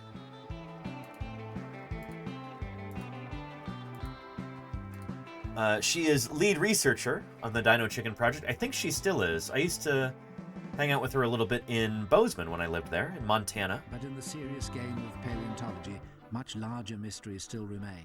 Kajobio, thank you for the follow. Welcome to Paleontologizing. It's good to have you here. The Dino Chicken Project. It takes a really long time. She was so nervous for this TED Talk, but she did such a good job. To be selected for and to spread throughout a population. What I study is the long, deep evolution of birds from Mesozoic dinosaurs. I've been working with Jack Horner on this project, the Dino Chicken Project, and it was indeed inspired by the Jurassic Park movies. Jack is famous for saying, "Why don't we turn a chicken into a dinosaur? Why not?" He surmised that we could learn a heck of a lot about dinosaur-to-bird evolution, and as usual, he was right. But there's a lot to study here, because we're looking at about 150 million years of evolutionary change between what is generally regarded as the first bird, Archaeopteryx, my favorite dinosaur, and say a modern chicken. Because there's a lot to study, we had to narrow it down. We decided to start with bird tail evolution. Anyway, so trying to get the tail to stop its shortening into what we call a pygostyle. We get all these fused vertebrae like that. So this is not something that's well understood in developmental biology. How do you get vertebrae to, over the course of ontogeny, fuse together like this? What are the signals for doing this in embryology? And by better understanding those, we might be able to potentially cure some human diseases. Take a look. If we can understand how changes in DNA cause physical changes, we can better understand how traits evolve, and we can better interpret the fossil record. Since the Dino Chicken Project is an out-of-the-box type endeavor, we've made some out-of-the-box discoveries. Glam Pixie says, as someone with rare genetic issues, this is knowledge that's badly needed? Absolutely. I agree. Yeah. Here. One surprising finding is a correlation with ankylosing spondylitis, a human disease where your vertebrae fuse together and the discs between your vertebrae can erode. So this is an awful, awful disease. Really, really painful. I want to point out something real quick. Some of you might recognize that root word right there. It might sound familiar. Ankylosing spondylitis. Ankylosing. Sounds kind of like ankylosaur, right? We were talking all about ankylosaurs yesterday. The name ankylosaur means fused lizard or fused reptile. Ankylosing means fusing. So ankylosing spondylitis means fusing. That's like, spondylus. It's like the spine. So fused spine disease. Ankylosing spondylitis. With ankylosing spondylitis, a human disease where your vertebrae fuse together and the discs between your vertebrae can erode. It's a rather horrible, debilitating disease, and it looks a lot like the fusion of bones at the end of the chicken tail. Yep. Since there's no good animal model for ankylosing spondylitis, we're proposing to study it in the chicken. Who knew? Yeah. It could be that if there's a disease, if there's a cure found for this disease, for ankylosing spondylitis, that might be a direct result of the Dino Chicken Project. You never know what you're going to discover when you're doing an out-of-the-box kind of project like this, when you're doing something new. Like it's a new frontier in science. You don't know what you're going to discover. That's really, really important to understand, especially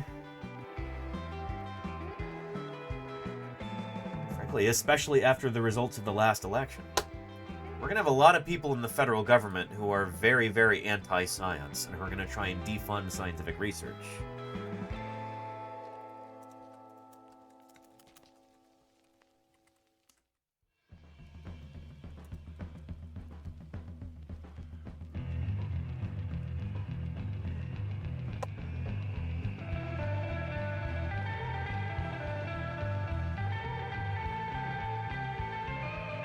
Here's an example of this. This is going to sound really, really silly, and of course, it is silly and stupid that they're talking about this, but this is from the New York Post back in 2013. Government's wasteful spending includes $385,000 spent on a duck penis study. Like, this is actually important work that they were doing. This is basic scientific research.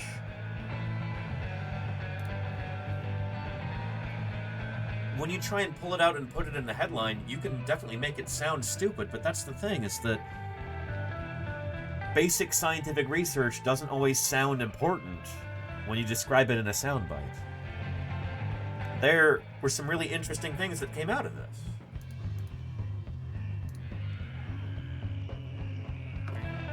Here's an article talking about this. Why I studied duck genitalia. Fox News and other conservative sites missed the point of basic science.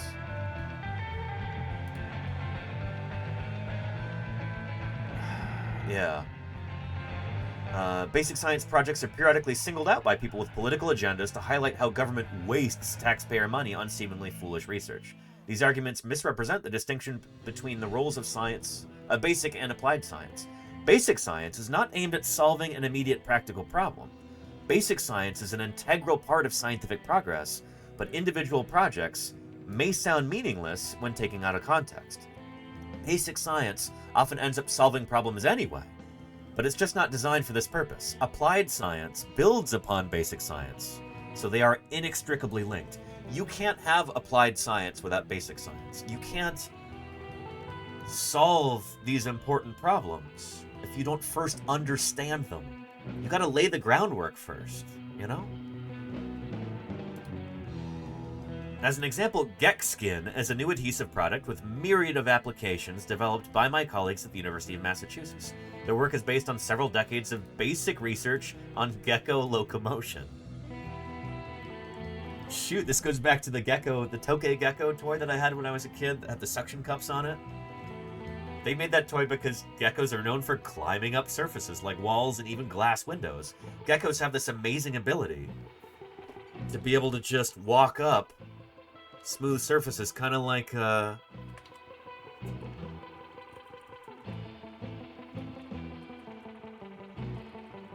of like Spider-Man. Honestly,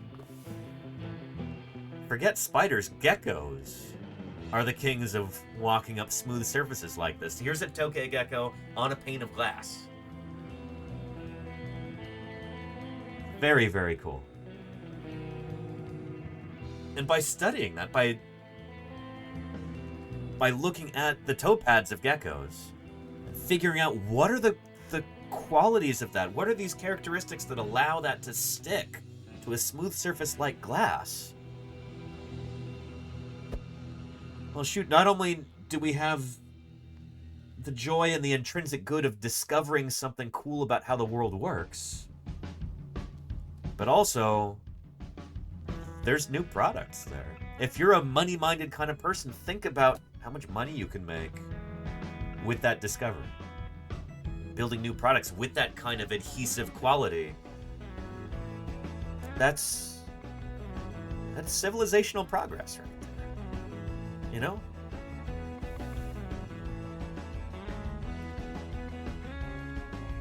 So anyway, I'll give you a link to this article if you want to read about it. I'm actually going to bookmark this for later too, because I'm probably going to be talking about this with some other scientist folks here on Twitch.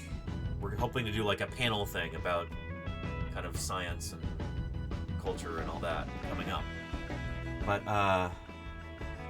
yeah.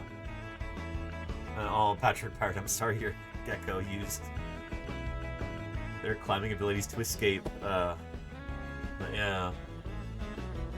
Yeah. And Second the Jest says, think about how much cool stuff could be right under our nose on something simple. We can't assume we know everything. Absolutely, yes. Absolutely. So yeah. Dr. Irrefutable says, has anyone tried to work out what non-avian dinosaur DNA would have been like? I mean, a lot like avian dinosaur DNA, a lot like bird DNA. But the thing is... Well, yeah, shoot. There is a paper a while back. Let's see if I can find it.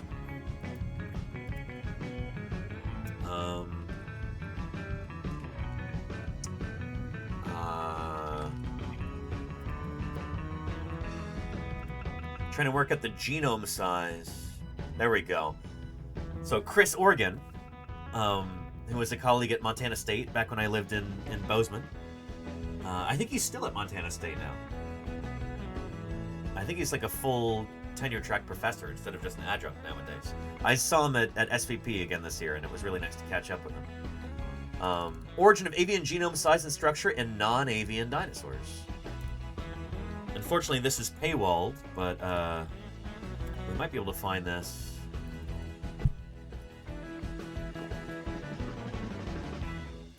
Let me try some kind of back channels here,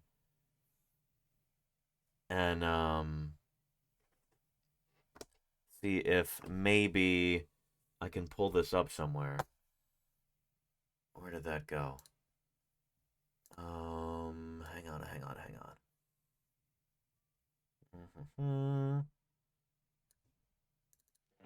we go.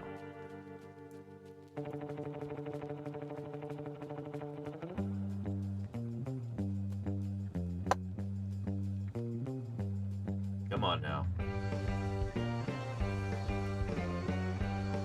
Bingo. We're in.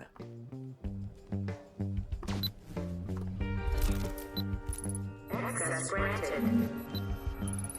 There's a link right there for you.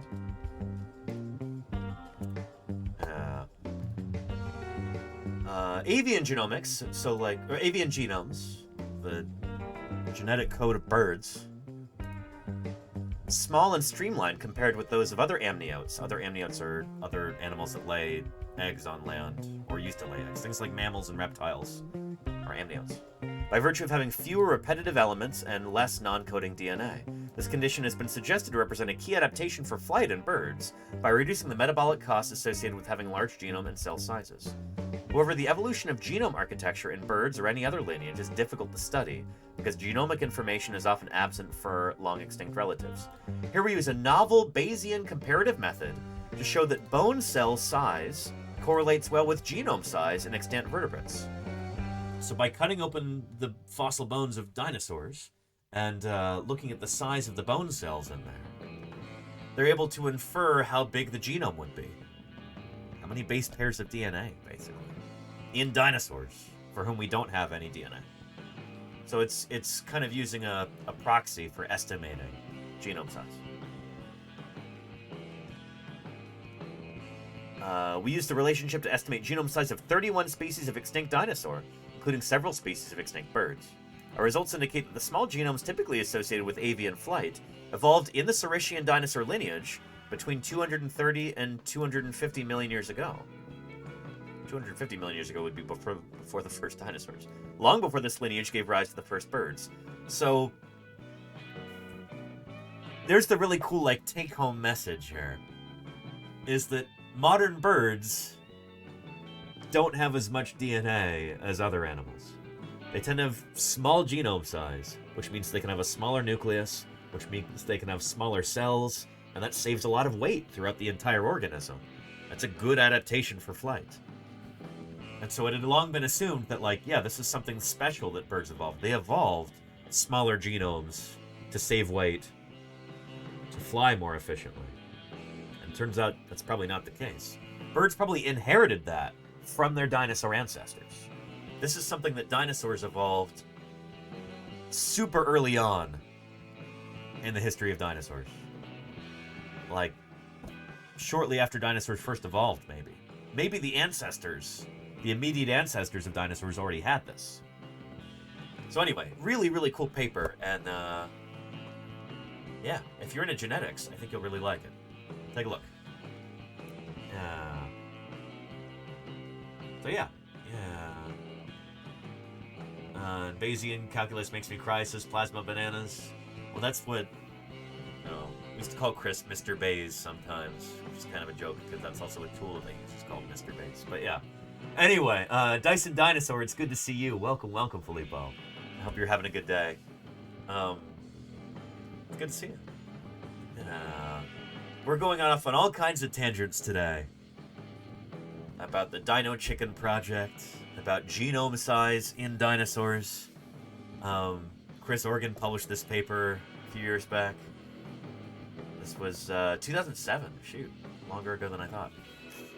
And yeah, and we were watching this video on the history of dinosaurs in film. It's kind of a springboard for discussion today. Did you see the new dino bird in nature? Yes, we'll be talking about that tomorrow for Thursday Birds Day. Very excited about that. New and anti-ornithine bird. Beautifully preserved skull. Like a lovely endocranium. We can tell a lot about the structure of its brain. Super important stuff. I need to read a bit more about it, but we'll cover it for Thursday Birds Day tomorrow. Can't wait. And suggest an article, Pumpkin the Cat.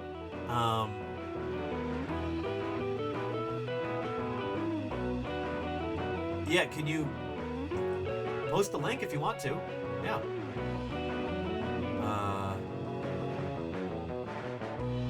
And Dyson Dinosaur says, I saw a post by Jim today on Facebook about the new Iguanodontian material with possible 3 species? That's not what Karen and I discussed. He's not saying 3 species from that bone bed, is he? Huh. That would be bizarre. Anyhow.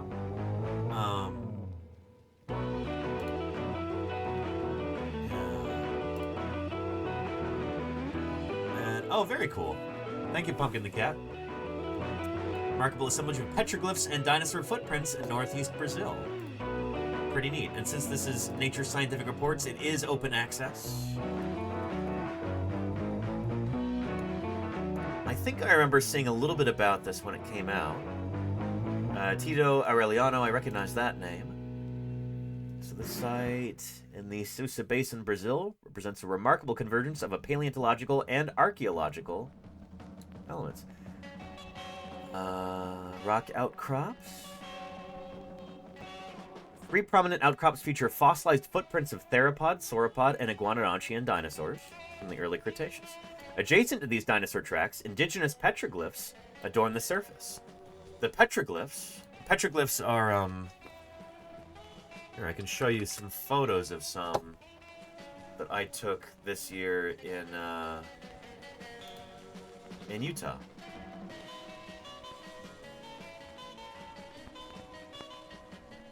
Let's see here. There's a really cool petroglyph site that we went to. Here we go. There's me and Fisher in front of these petroglyphs out there in, this is Sago Canyon, I think, in Utah.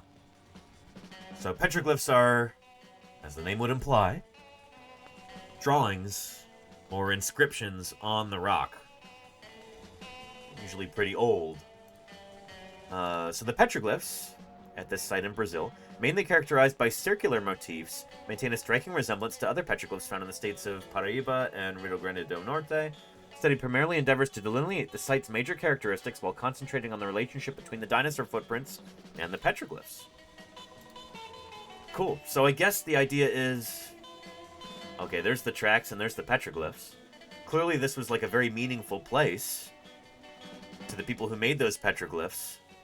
And can this tell us anything about their understanding of the tracks?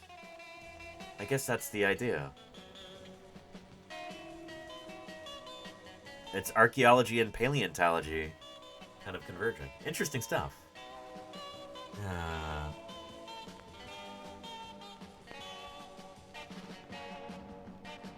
Good stuff. Good stuff.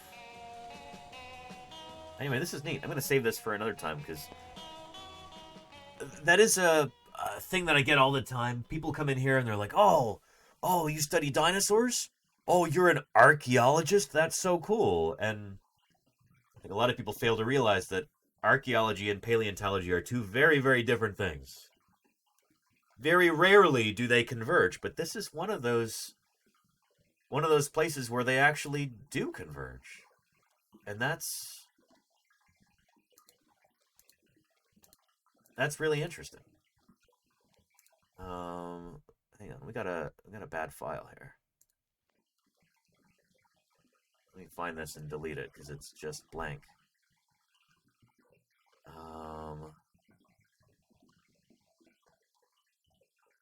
There we go.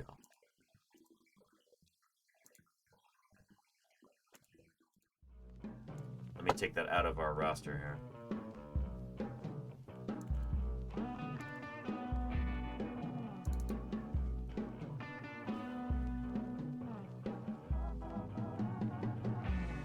There we go.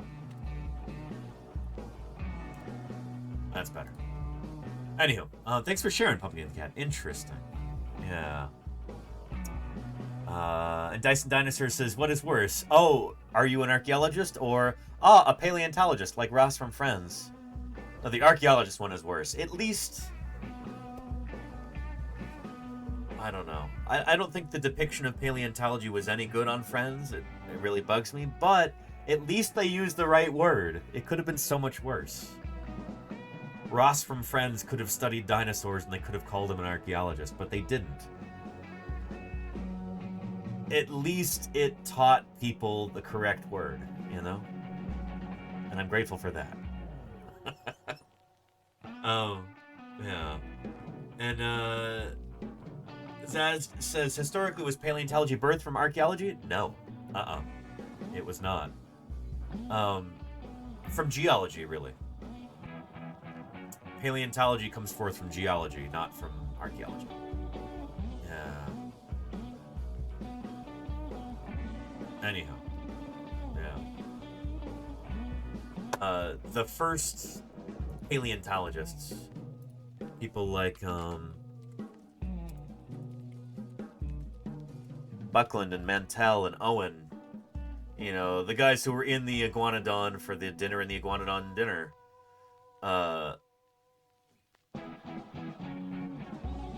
they were considered geologists. Buckland and Mantell, I think, were actually physicians by trade. Owen was a comparative anatomist, naturalist, but, you know, they were kind of more allied with the nascent science of geology, study of rocks, than archaeology. They were not archaeologists. Yeah. Archaeology is more related to history, says Neverwinter. Yeah, agreed. Yeah. Yeah. And you bet, Jazz. Thanks for the question. Hey, let's get back to our video here. The Crystal Palace sculptures were way ahead of their time. What about Georges Cuvier? So Cuvier was more of a general naturalist, anatomist. Yeah, Deathsaurus, that's a good question. But I don't know. People also called him a geologist too, though. I know that's the thing, is that back then, early on, very, very early on, there really wasn't a... The word paleontologist didn't even exist at the time. It wouldn't exist until, like, maybe the 1870s. Did that term actually see usage? People like Othniel Charles Marsh and Edward Drinker Cope, they called themselves paleontologists. Sometimes, at least.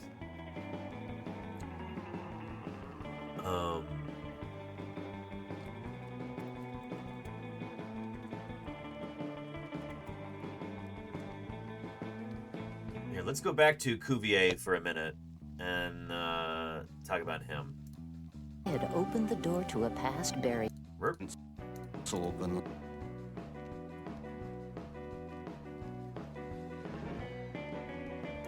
Back in the day, back in the late 1700s, around the same time that the United States was being founded, nobody really knew anything about fossils. The existence of fossils was disputed. People had arguments over whether these bones and teeth and shells and things that they would find in the ground, are they real? Or are they basically just tricks of the local geology? Or is this God or the devil or angels or demons or whatever playing tricks on people? You know, these were questions that people had back then. And it was researchers like Cuvier who helped kind of set the record straight. Years ago, this was the bottom of a sea, a warm sea. And here limestone was formed. This is Maastricht in Holland, in the Netherlands. For centuries, the people of Maastricht quarried this limestone for buildings, Sorry, there's no burrowing into the subtitles. rocks to create a vast warren of caves. It was the year 1770. Quarrymen, working 500 yards from the entrance of one of the caves, unearthed something that made the rest of the crew lay down their tools and gather around in amazement. Wijulinski Triceratons? Triceratons? I can't say I know what that Over the is, years, but they'd often dug up chips of bone, fragments certainly of didn't get skeleton, Triceratops. but never Was that a typo? anything so mysterious.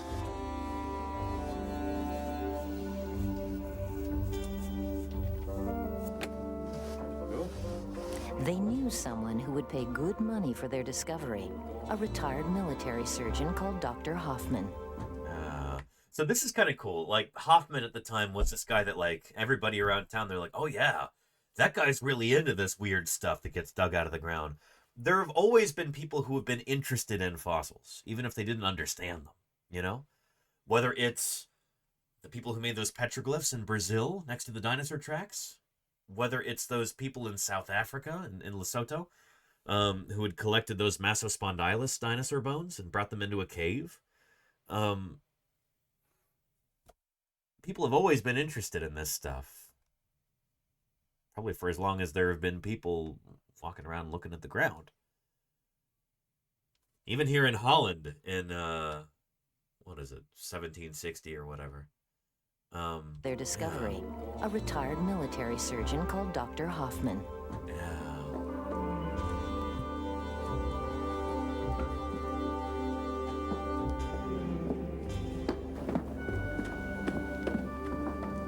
Dr. Hoffman was one of the first in a long line of professional and amateur scientists and bone hunters who have been fascinated by these secrets that the Earth yields up so grudgingly.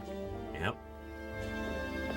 Hoffman hurried over to the quarry and was shown something he had never seen before. I love the dramatization of this. This jawbone.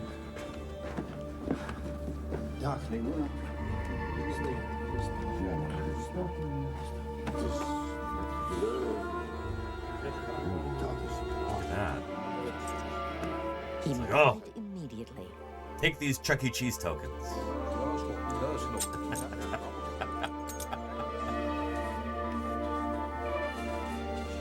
25 years later, the jaw of the monster attracted the attention of the French Revolutionary Army, who occupied Maastricht in 1795. Yep. They claimed the jawbone for France. So the French army looted it, basically. In the Napoleon himself had heard of the Mosasaurus jaws. Well, they weren't called Mosasaurus at the time, but the monster of Maastricht, he'd heard about this, and he's like, I'm trying to build France up into the most powerful nation in the world. We need to be the top militarily, culturally, and scientifically. And so he had specific instructions, go and find those jaws, whatever it takes, and bring them back to Paris. Of the French Revolutionary Army, who occupied Maastricht in 1795. Yep. They claimed the jawbone for France, where to this day it reposes in the National Museum Dead or of alive, Natural yeah. History in Paris. Yeah. Soon after the French Revolution, the National Museum was the scene of another revolution. This one led by a celebrated professional scientist, Cuvier. Georges Cuvier. Yeah. Cuvier was professor of comparative anatomy, which was a booming branch of science at that time. So comparative anatomy was basically like, hey, all these different critters with different like weird bits of anatomy and stuff, like let's figure them out. It seems really basic to us nowadays, but like, why are cats different from dogs? Why are they different from bats? You know, they all have fur, so like, what's the deal with that? These are super, super basic questions that people really starting to try and answer in earnest back then. This is before anybody really understood evolution. That wouldn't be until people like Alfred Russel Wallace and an old Chucky D, Charles Darwin, would come on the scene later. But that whole process kind of started with people like, Buffon and people like Cuvier, and that kind of led up to Chucky D. And it was the very best place in the world for him to be, because I think the museum there probably had a larger collection than anywhere else in the world of skeletons and skins and to some extent pickled guts and so on, of a whole range of living. Pickled guts, that sounds like, doesn't sound French, that sounds like English cuisine. Yeah. Guts and so on, of a whole range of living species from all Oh, very cool, Pumpkin the Cat. Oh, there's a book that you would really, really like. If you haven't read it yet, maybe you already have, but it just came out this year. It's so good. It's about kind of the time just prior to this. And it's about kind of this, almost a feud between Linnaeus and Buffon. Here it is. I read it this summer when I was in the field. Highly, highly recommend it. Every Living Thing by Jason Roberts. The Great and Deadly Race to Know All Life. It is phenomenal. I'll show you a little intro on the inside jacket. In the 18th century, two men, exact contemporaries and polar opposites, that's Linnaeus and Buffon, dedicated their lives to the same daunting task, identifying and describing all life on Earth. Carl Linnaeus, a pious Swedish doctor with a huckster's flair, believed that life belonged in tidy, static categories. Georges Louis de Buffon, an aristocratic polymath and keeper of France's royal garden, viewed life as a dynamic swirl of complexities. Each began his task believing it to be difficult but not impossible. How could the planet possibly hold more than a few thousand species? Or as many as could fit on Noah's Ark? Anyway, a phenomenal book. And it'll definitely give you a new appreciation for Buffon in particular, and it might take Linnaeus down a few pegs, honestly. I think it's a very even-handed look at both of them, but very, fact-driven look at both of them. But holy cow, Buffon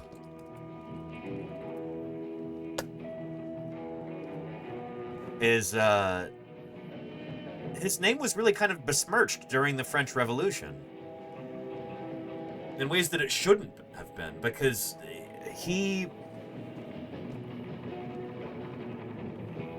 Linnaeus and Linnaeus's acolytes were able to basically tarnish his name during the French Revolution, even though Buffon's ideals lined up much more with the French Revolution than Linnaeus's did. And that character assassination kind of held science back by probably a solid 50 years or so in a lot of these different areas. Anyway, excellent book. I can't recommend it highly enough. Every Living Thing by Jason Roberts. Really, really good stuff. Yeah. But yeah, a classic non-fiction dramatization of history. It's not even really a dramatization at all. It is history, and there was original scholarly work done for this. Like, there are new insights and new bits of information in here that haven't been examined in other published works, to my knowledge. It's good stuff. It's good stuff. And there is a very sizable set of citations throughout the back. It's like a solid fifth of the book's length is references. It's good stuff. Yeah. It just came out this year. Excellent book. Anyway, Cuvier kind of took over the Jardin, the French garden, what would eventually become the Natural History Museum in Paris, on the grounds of the Great Garden. He took over after the death of Buffon, and Cuvier had some very, frankly, regressive, unscientific ideas. I don't know. His work was colored by a lot of prejudice in a way that, like,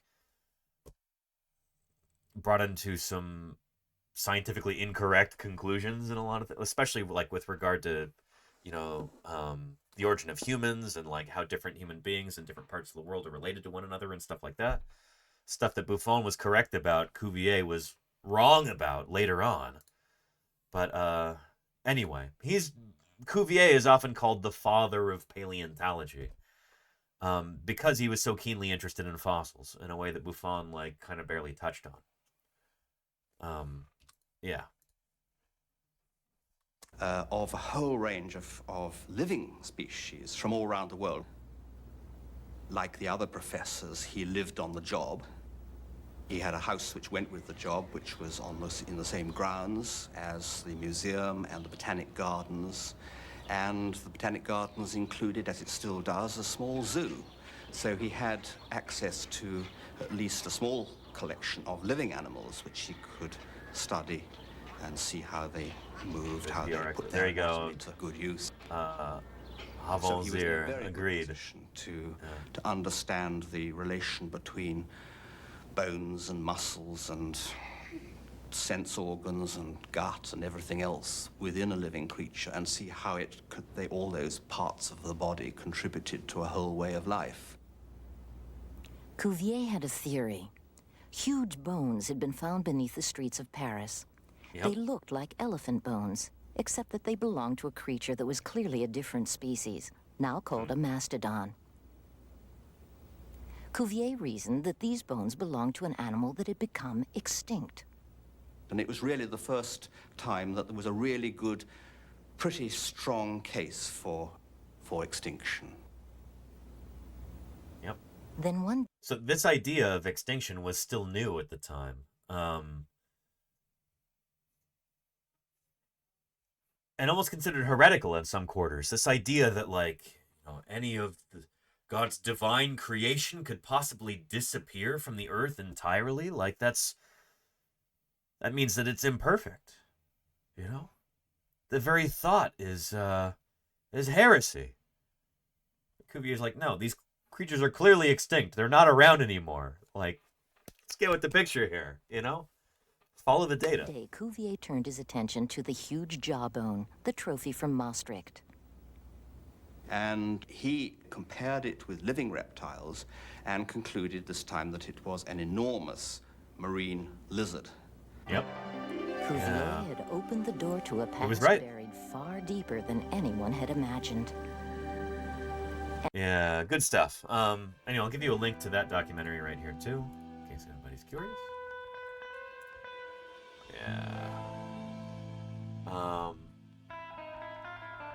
Yeah, an interesting cast the dreamer. Yeah, shoot. So much science fiction like that could be a little iffy, to put it gently. Oh boy. Let's get back to our other documentary here. We've been streaming now for 2 hours and 25 minutes. We've managed to get 5 minutes and 5 seconds into this one. So let's continue. Yeah. I think what happens is artists who do dinosaurs, whether they're Waterhouse Hawkins making a life-size sculpture, or Spielberg's artists reconstructing a whole flock of gallimimuses, and a quote artist often is better at seeing structure, seeing legs, seeing movement, seeing behavior than someone with a PhD. Yeah, that's The often quest true. to bring The thing is, it's particularly true of like animation, and that in order to actually make animals stand and move in a way that looks convincing, you have to actually think about how the bones articulate, and you have to run them through their paces like this, literally, in this case. And when you're just, a researcher in the laboratory, you don't often have to do that. Yeah. It's interesting. It takes us back to Charles R. Knight. We did a whole stream about him on his birthday a couple months ago.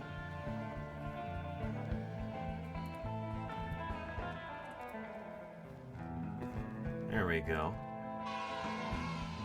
Yeah. Pioneering paleo artist Charles R. Knight. Talked all about him.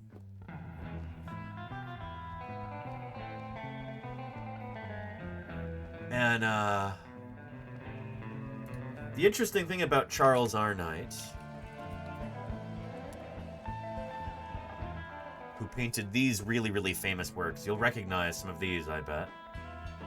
Whether it's his Trachodon, now known as a Montosaurus, his Tyrannosaurus, his Triceratops, his Tyrannosaurus versus Triceratops, which has been copied innumerable times.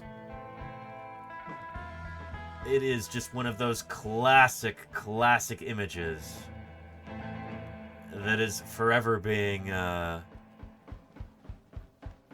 remixed throughout popular culture. Charles R. Knight was ahead of his time in a lot of ways. In depicting his dinosaurs as dynamic, sprightly animals, like with his Dryptosaurus, then called Laelaps here. The fossil workers of the time didn't think that these animals could do this. Paleontologists at the time were like, no, these are sluggish, cold-blooded, not particularly active animals. And Charles R. Knight is like, no, looking at the fossils, these look like pretty active critters. And so he painted them that way. And he was correct. He was like 50 years ahead of his time. At least. And it's because his background was from studying animals. He studied animal behavior, animal anatomy. He would go to the zoo whenever he could and just draw the animals from life. He was a keen student of animal anatomy and behavior and gait, stance, and everything else. And he applied that to his work on extinct animals. That's why his work stands the test of time, and that's why his dinosaurs look better than anybody else's from that time. His, T-Rex and Triceratops one here, for instance. He was told by the paleontologists of his day that dinosaurs dragged their tails on the ground. And he was looking at them and going, I don't think they do that. And so he kind of, with his T-Rex and Triceratops here, you can see that. The one in the foreground, it's got almost that horizontal posture like we know they had nowadays. He did this back in like the 1920s, I think, when they're supposed to be dragging their tail on the ground. And so I think he kind of did this as a nod to that idea. He's like, okay, if you insist, paleontologist who's looking over my shoulder as I paint this, I'll paint it with its tail on the ground and everything. And this one in the foreground, bow, there it is. Upright, relatively graceful, tail off the ground. It's almost kind of cheeky how he worked like that. But this was an artist who knew better than the PhD researchers of his day. He was right, and they were wrong. It's interesting, Yeah. Anyway. So, Bakker makes a good point here, Artists who do dinosaurs, whether they're Waterhouse Hawkins making a life-size sculpture, or Spielberg's artist reconstructing a whole flock of gallimimuses. And a quote artist often is better at seeing structure, seeing legs, seeing movement, seeing behavior than someone with a PhD. Yep. The quest to bring totally believable dinosaurs to the screen began simply enough as a line drawing. Yep, this is going to be Gertie the dinosaur, but before we get to that, here's Sweetie Pie. Hello, Sweetie Pie. How are you doing? She says, we need a feline break here. So let's do that. Give her treats. Oh, she's going to get some treats. Aren't you, Sweetie Pie? Or she wants to chow down on that plastic cycad a little bit. Oh, Sweetie Pie. Yeah. Oh. Sweetie Pie also really likes observing animals. Don't you, Sweetie Pie? Yeah, whether it's the birds and the squirrels outside, or... Yeah. Or other stuff, too, huh?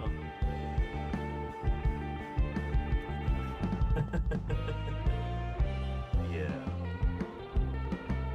What do you think? Do you want some treats? I think you probably do. Yeah.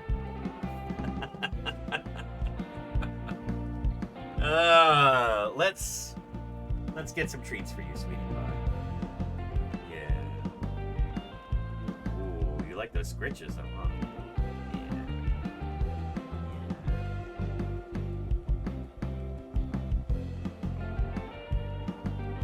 All right, Sweetie Pie. Yeah, time for treats. Time for treats.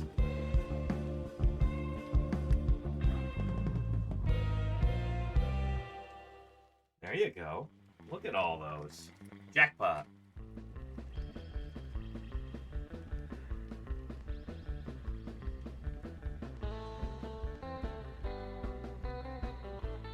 Good stuff. Good stuff.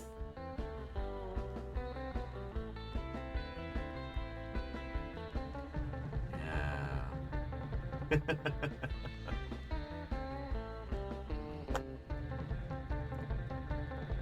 Yeah. Crimson Carnotaurus says, were any dinosaur tracks known at the time? Oh, yeah. Yeah, but nobody had really bothered to look and see if there were tail drag marks in the trackways. And obviously there aren't, so that should have been a clue right then and there, but nobody was really thinking on those terms at the time. Yeah. Anyhow.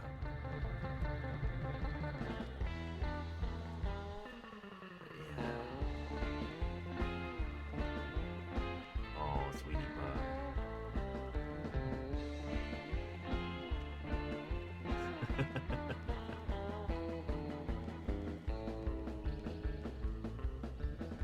Anywho, let's get back to this with good old Gertie the dinosaur. 1912, popular cartoonist Winsor McCay animated later, cinema's first dinosaur, a personable Diplodocus named Gertie.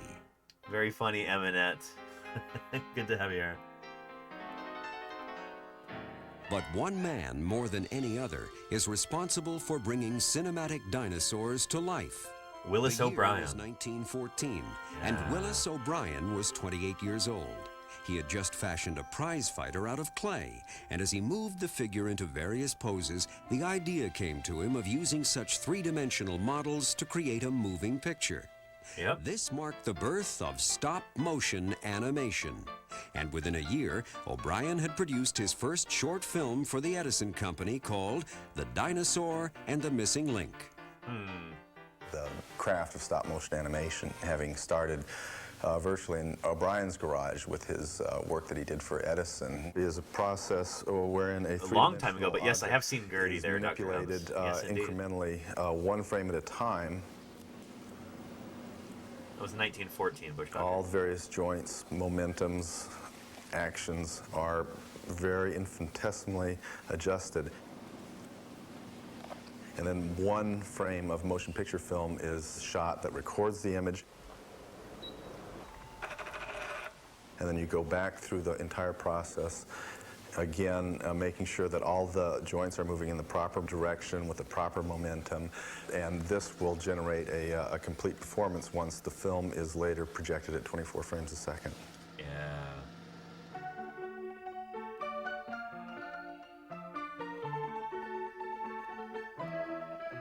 In 1920, after completing several short prehistoric melodramas, O'Brien was ready to begin his first feature-length film, an adaptation of Sir Arthur Conan Doyle's best-selling novel, The Lost World.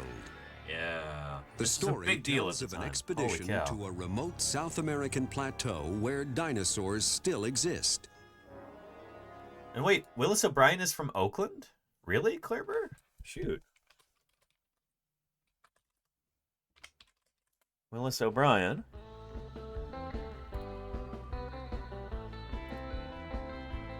Was born in Oakland, California. Wow.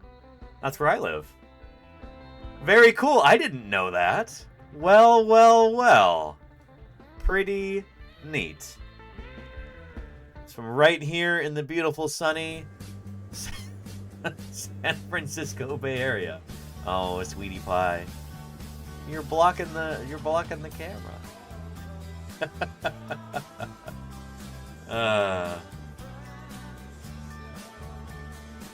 Anyway. Good stuff. I did not know that. That's pretty cool, Claire. Yeah. Anyway, here's oh, you've got the Wikipedia link already. Thank you, Claire. But yeah, good stuff. Pretty neat. Sir Arthur Conan Doyle's best-selling novel, The Lost World. Yeah. The story tells of an expedition to a remote South American plateau where dinosaurs still exist.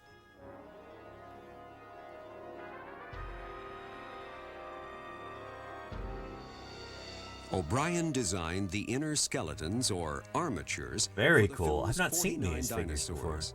Then, a gifted young artist named Marcel Delgado completed the models based on the paintings of Charles R. Knight at the American Museum of Natural History. Oh, I should have used this clip. I didn't know this was a thing.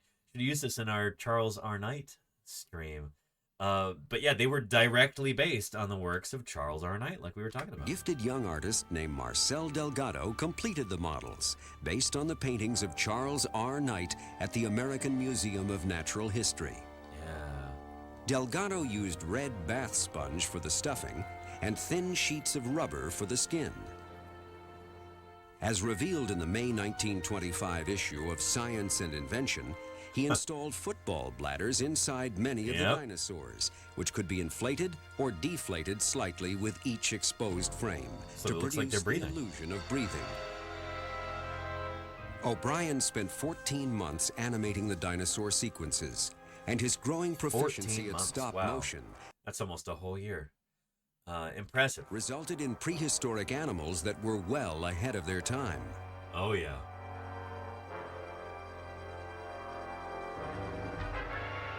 At that time, if you went to a museum, you would see Brontosaurus restored as a very slow animal, stupid animal, living alone, stuck in the swamps. Willis O'Brien has Brontosaurs in a herd, moving over dry land and spreading dust and defending their young against meat-eating allosaurs. It's a wonderful tableau.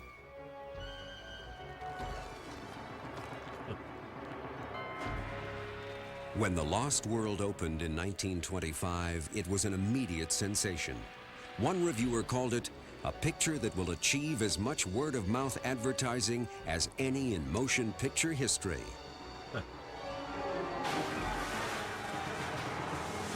I go back to those reviews of 1925. The filmmakers must have gone back to the plateau, in South America, and shot real dinosaurs. And they're as ecstatic as the reviews for Jurassic Park. Yeah. With The Lost World, Willis O'Brien not only achieved the most realistic dinosaurs to date, he also set a standard for future filmmakers and firmly established the dinosaur genre as a mainstay of special effects. Oh, get him, Trike.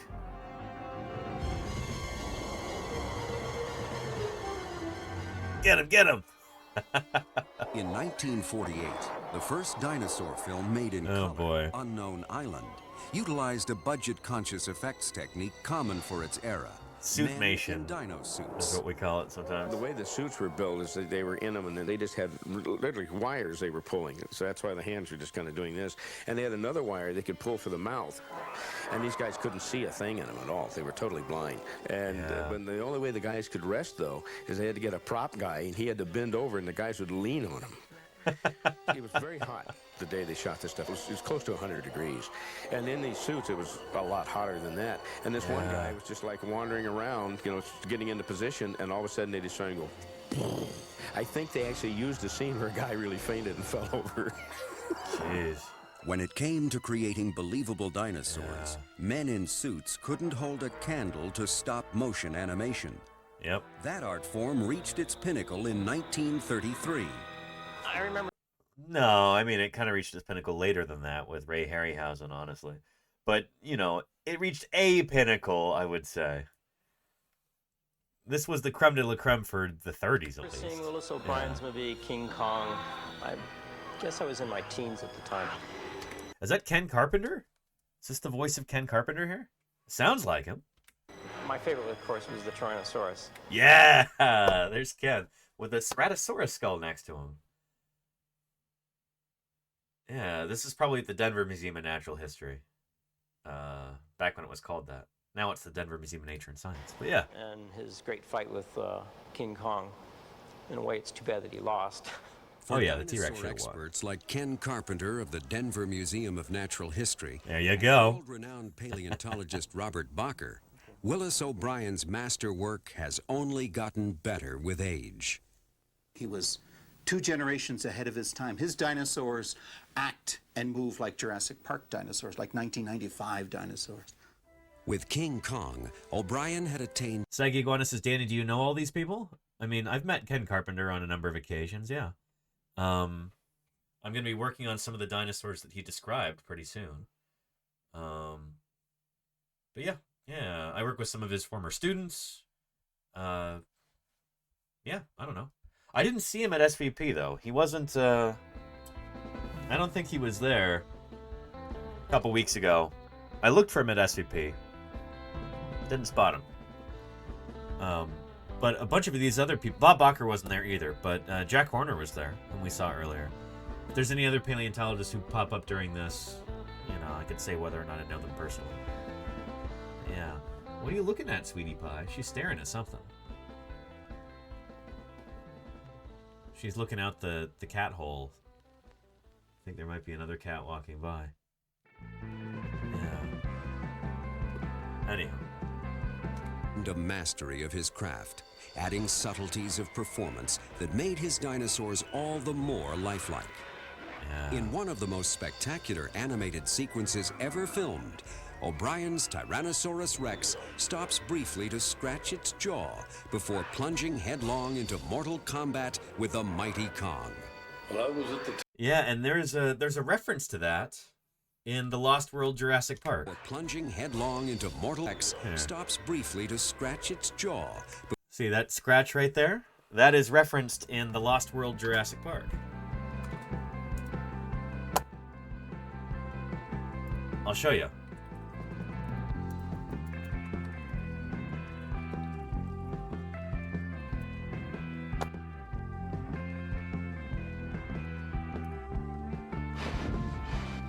Here we go.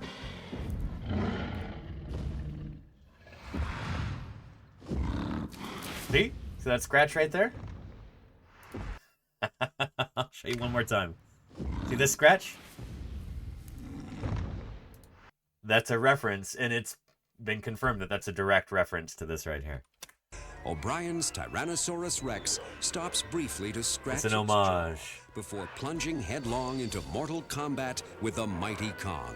Well, I was at the tender age of 13 when I first saw King Kong, and it changed my whole life. I went back again and again to see the film on its reissues, and finally discovered the glories of stop-motion photography.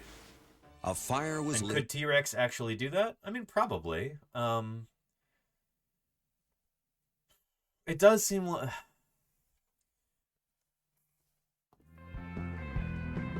There does seem to be some like anagenetic change in T-Rex throughout the Hell Creek Formation. So the ones from the lower Hell Creek do seem to have larger forelimbs than the ones in the upper Hell Creek. So as they're evolving, their arms seem to be getting smaller and smaller over time. That's not published yet, but that's... We've got specimens that seem to show that. So it might get harder than upper Hell Creek. But yeah, they've got a neck that could probably allow them to get their head close enough to be able to scratch like that, I think. Yeah. Anywho, yeah. Inside of young Ray Harryhausen, and he set his sights on following in O'Brien's footsteps. It wasn't long before the teenager was filming his own animation models. Yep.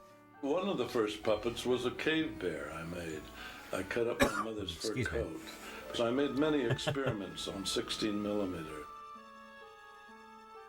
At the age of 19, Harryhausen had the opportunity to meet the man whose work he had come to idolize.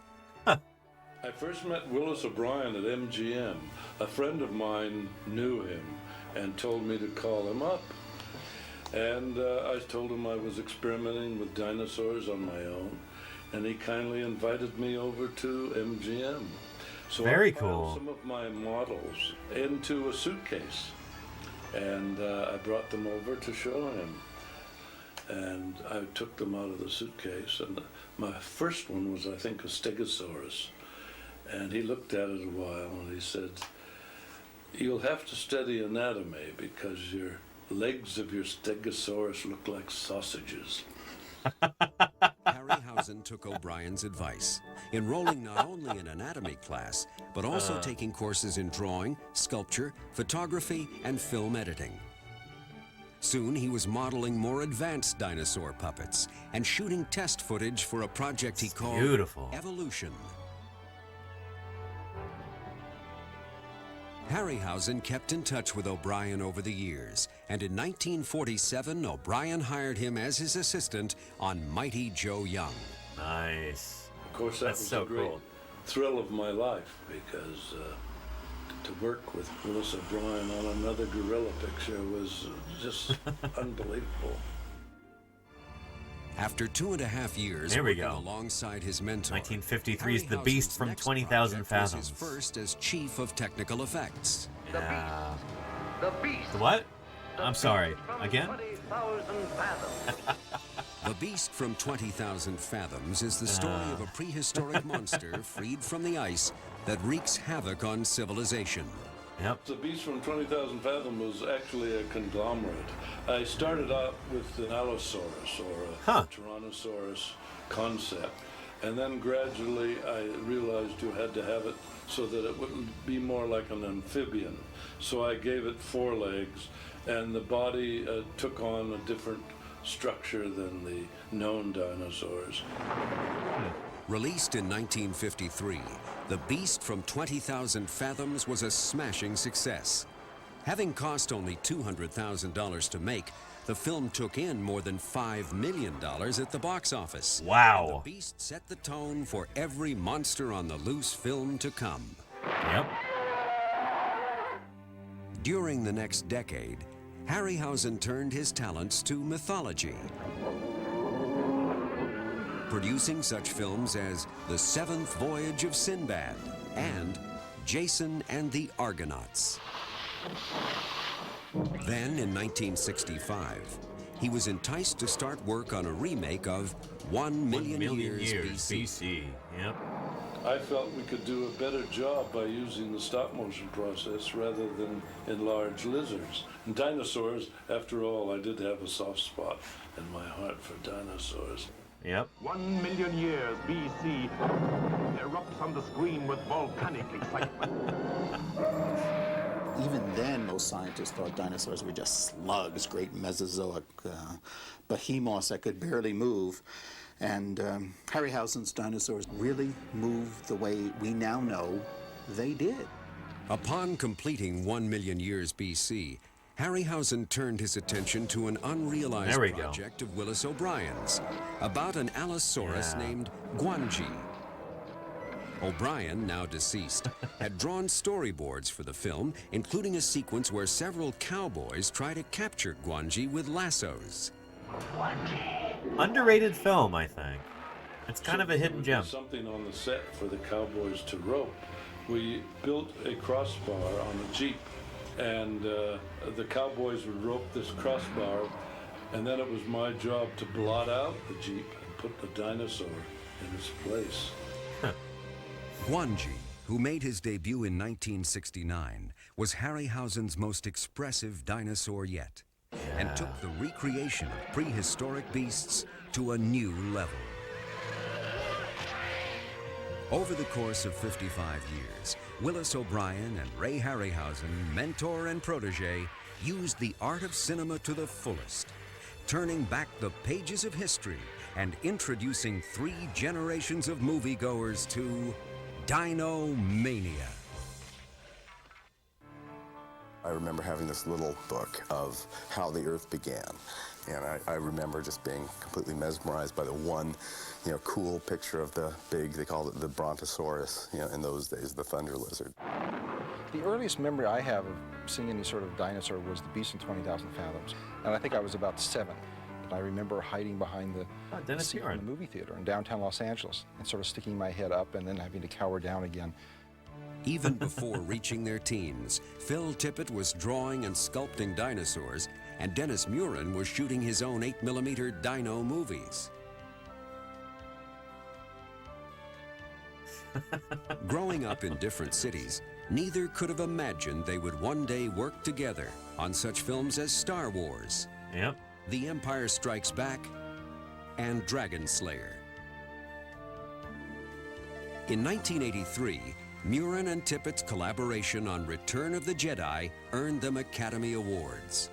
Then, for a few years, their paths would part. Murin stayed on at George Lucas's Industrial Light and Magic, or ILM, to supervise visual effects on Indiana Jones and the Temple of Doom. Tippett, now recognized as a master of stop-motion animation, Prehistoric beast. took a year off to film dinosaurs in his garage. Yeah.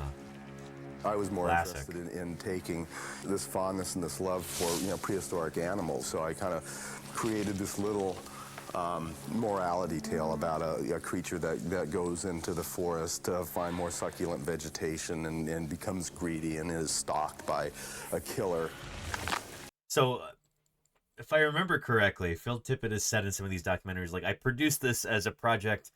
It was a passion project. I thought it would be really fun, but I thought, yeah, I could also make some money off of it. I could sell it to documentary companies, for documentaries. And he's like, yeah, most of them didn't want to buy it because they thought it was too scary for kids. It does find its way into a few different documentaries throughout the 80s and 90s. So you'll see little snippets of it here and there, but yeah, he thought it would be like a great classroom film, and everybody's like, no, this is way too dark and scary for kids. And the title itself, Prehistoric Beast, is a phrase or a line that's pulled out of King Kong when they shoot the first Stegosaurus. Jack Driscoll asks, what do you call this thing? Why, something from the dinosaur family. A prehistoric beast. The T-Rex and Prehistoric They're Beast so cruel was to dinosaurs my in attempt movies. to begin to play on the hot-blooded dinosaur theory that's tailed and dragged along the ground as had been portrayed cinematically and paleontologically. To me, it makes complete sense. Why would anything drag its tail along the ground? Yeah, I first met Phil Tippett through a mutual friend. He introduced us at his house, and then Douglas Henderson. Phil Tippett, he showed me what he'd been working on for. So shoot, I've met Douglas Henderson on a number of occasions. I think he still lives in Southwest Montana. But yeah, really influential paleo artist, Doug Henderson. Holy cow. Let me show you some of his work. You'll know it when you see it. He's got a very distinctive style. Watch out, sweetie pie. There's something here. There's something here too.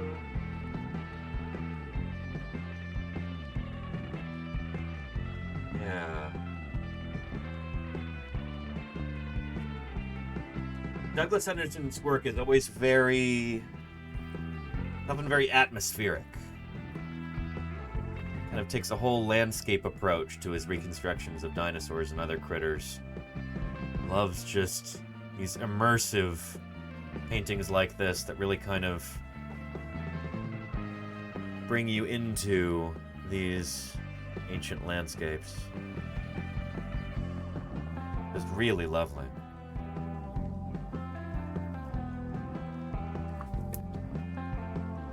Yeah. There's an ancient shark swimming through this submerged forest. There's an Aedosaur walking along the forest floor. Stuff like that. Just lovely. Phytosaur and an early theropod dinosaur there. Douglas Henderson also did I think some of his first dinosaur reconstructions might have been for Jack Horner's first book. Oops. Let me grab that.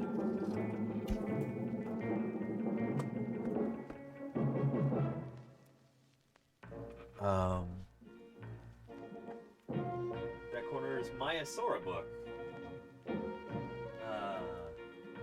Titled Maya, a little dinosaur. Oh, a dinosaur grows up. Here we go. Illustrated by Douglas Henderson.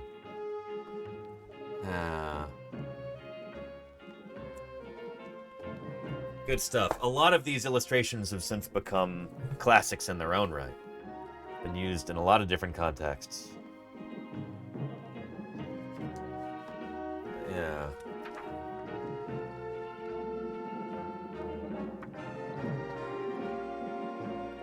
I mean, Man, look at that. Just gorgeous. Baby Maiasaurs in the nest. Being looked after by mom. Good stuff. Activated Complex says, I just checked out his website. Wow, his aquatic illustrations are gorgeous. Agreed. The other week when I was in North Dakota, at the North Dakota Heritage Center Museum, there was one particular painting there that I really wanted to photograph up close. It's this one. I'm gonna get it head on like that. Beautiful, beautiful painting of these elasmosaurs and these pterosaurs. Just gorgeous, you know? Yeah. And Clipper, the first book that I was showing was Dawn of the Dinosaurs by Krista Sadler. Yeah. Yeah, stunning indeed. Absolutely just gorgeous. Yeah. Really lovely. Anyway, Doug Henderson. Yeah, I first met Phil Tippett through a mutual friend. He introduced us at his house, and the night I met Phil Tippett, he showed me what he'd been working on for a year, which was, in terms of concept, so far ahead of anything that I had seen before. Doug Henderson, one of the world's foremost paleontological illustrators, was soon collaborating with Tippett on his next project, a television documentary entitled Dinosaur. Yep. I did small little sketches, and I would call them compositional drawings. They showed animals and scenes, poses, and he brought it to life. In designing the documentary's dramatized sequences, Oh, that finally makes sense. I've never put two and two together, but I always thought that, like, shoot, this looks like Phil Tippett's work, but the coloration of the dinosaurs and just the way that things are lit, it really reminds me of Doug Henderson's work. And now that makes perfect sense. It was a collaboration between the two of them. Shoot, that's so cool. Poses, and he brought it to life. Yeah. In designing the documentary's dramatized sequences, Henderson and Tippett drew on the scientific theories of paleontologist Jack Horner. Horner says, these things were actually really very sophisticated animals, and they had like family groups, and it looked like their behavior was a very supportive one. After Dinosaur, Tippett rejoined the Hollywood mainstream, animating characters in such films as Willow and RoboCop 2. But it was only a matter of time before his primeval calling once again caught up with him. About 2 years before I was hired on Jurassic, I got a call from Steven, who said, we're going to make this great dinosaur movie, and I'm going to make it all with, full-scale, dinosaurs. So what are you talking to me for? I work with the little puppets. And he said, just look at the thing anyway, and see what you think. Spielberg had already lined up Dennis Muren, by now a 7-time Academy Award winner, to be the film's visual effects supervisor. I certainly didn't think that it had the potential of being the greatest dinosaur film of all time. I was worried that we weren't going to be able to make the technology with what we had work in today's audiences. Over the next years, Spielberg decided that the dinosaurs would be created through a combination of full-scale robotics created by Stan Winston Studio and stop-motion animation. With Tippett now signed on, his first job was to create what became known as the Dinosaur Bible, establishing walk and run cycles, and other basic movements for the T-Rex and Velociraptor.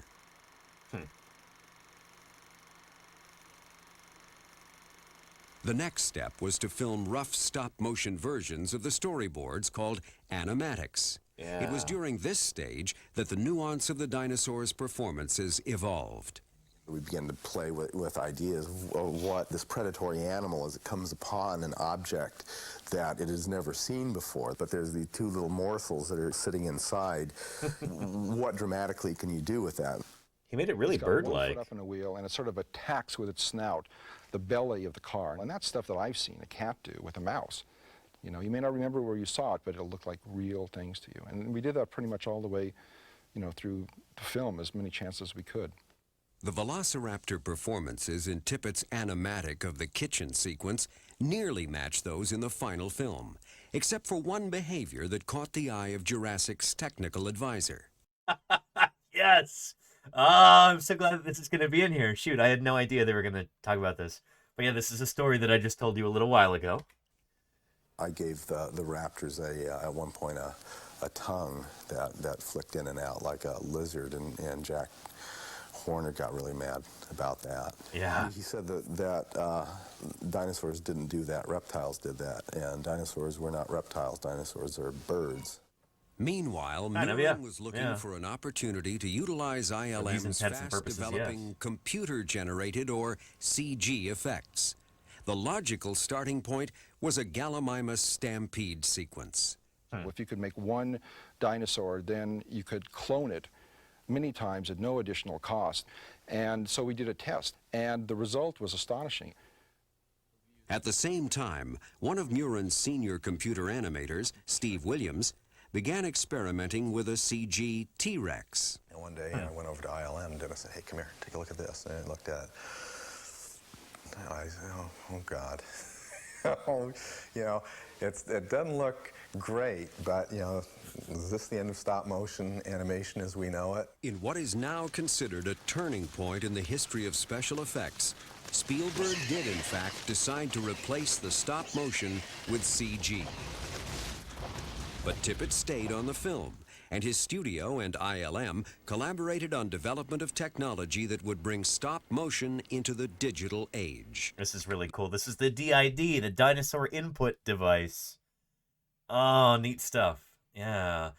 I have seen this before a long time ago, or at least I've seen clips, like many of these same clips in a different documentary, but it's been ages.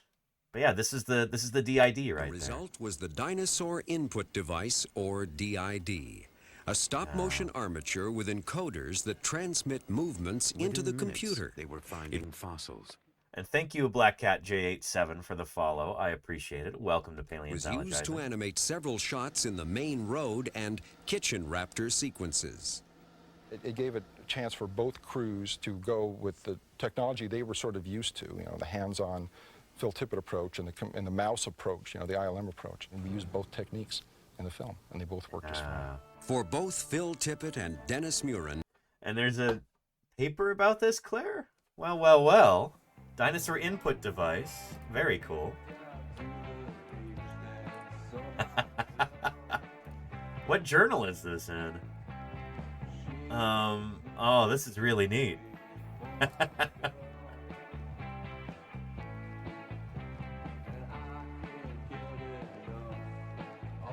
Very cool. Very, very cool. Oh, this is so neat. Here, I'm gonna download this. That's excellent.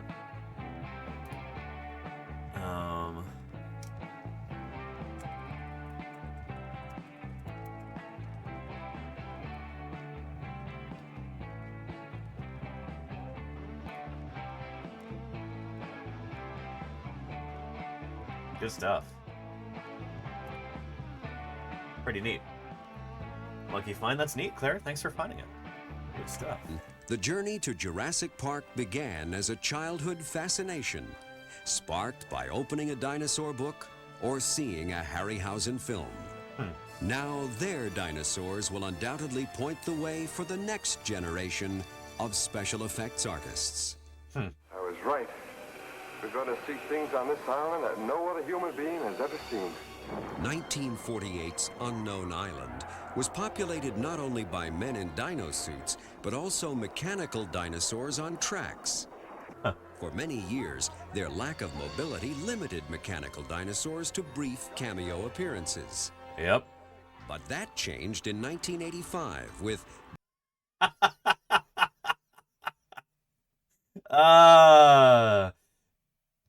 A now kind of obscure film. It's called Baby, Secret of the Lost Legend, which is not a good title for the film. Yeah. Oh boy. Jacob Gardner, paleontologist and my former roommate from Montana, he said that this was the film that his parents would put on every time he had to stay home from school because he was sick. And so we watched it one time and we're like, you watched this when you were a kid? Like, this is really dark. And like, there's a lot of like surprisingly adult themes in this film. It's, oh boy. Appearances. But that changed in 1985 with Baby, Secret of the Lost Legend. Yep. The movie revolves around a family of brontosaurs discovered in present-day Africa. Veteran mechanical effects artist Isidoro Raponi, who had helped build the title character in the 1975 remake of King Kong and the alien in Close Encounters of the Third Kind, was given the task of creating Baby and his enormous parents. We did a lot of research with the expert in dinosaur, all the information about the length, the height, what kind of food they were eating, you know, about all this generic information. We decide what kind of dinosaur we want to build. Raponi designed a full-size mechanical neck and tail for the mother and father dinosaurs. For the much smaller and more agile baby brontosaurus, mobility was achieved by a performer concealed inside the body. While creative license was taken with the look of the dinosaurs, for example giving them large human-like eyes, Raponi's engineering produced a more believable, fluid-moving mechanical creature than had been seen before. Then came 1993, a big year for dinosaurs, in which Jurassic Park was not the only movie to feature a Tyrannosaurus Rex. Oh boy. I feel like iOS's audience, if this is what I think it is, iOS's audience have something to say about this. Oh boy, yeah, what is it? What is it, chat? No, not Carnosaur. Not birds eating birds, no. Oh, come on. This is Twitch. You have to know this.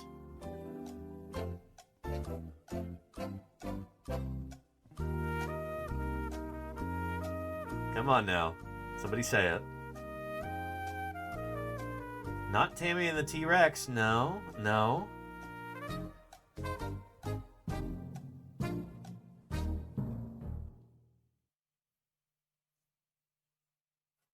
There we go. Germs Germ, you got it. I think Claire Burr also got it. The Super Mario movie. Super Mario Brothers also had a T-Rex, albeit on a smaller scale. Yep. Yoshi is a young baby dinosaur that was made to look like a fantasy character. Cute and cuddly. The challenge for Dave Nelson and his crew at Animated Engineering was to cram nearly 200 feet of cable and several hundred moving parts into Yoshi's 3-foot-tall body. To operate Yoshi, it takes 9 puppeteers. It's fully cable controlled, and then the head itself is all radio controlled. So on the controller, I have the ankle here, and then his knee. It was the best part of the movie, says Germs Germ. I haven't actually seen it. Controls for the arms on the puppet. I have a wrist right here at my thumb.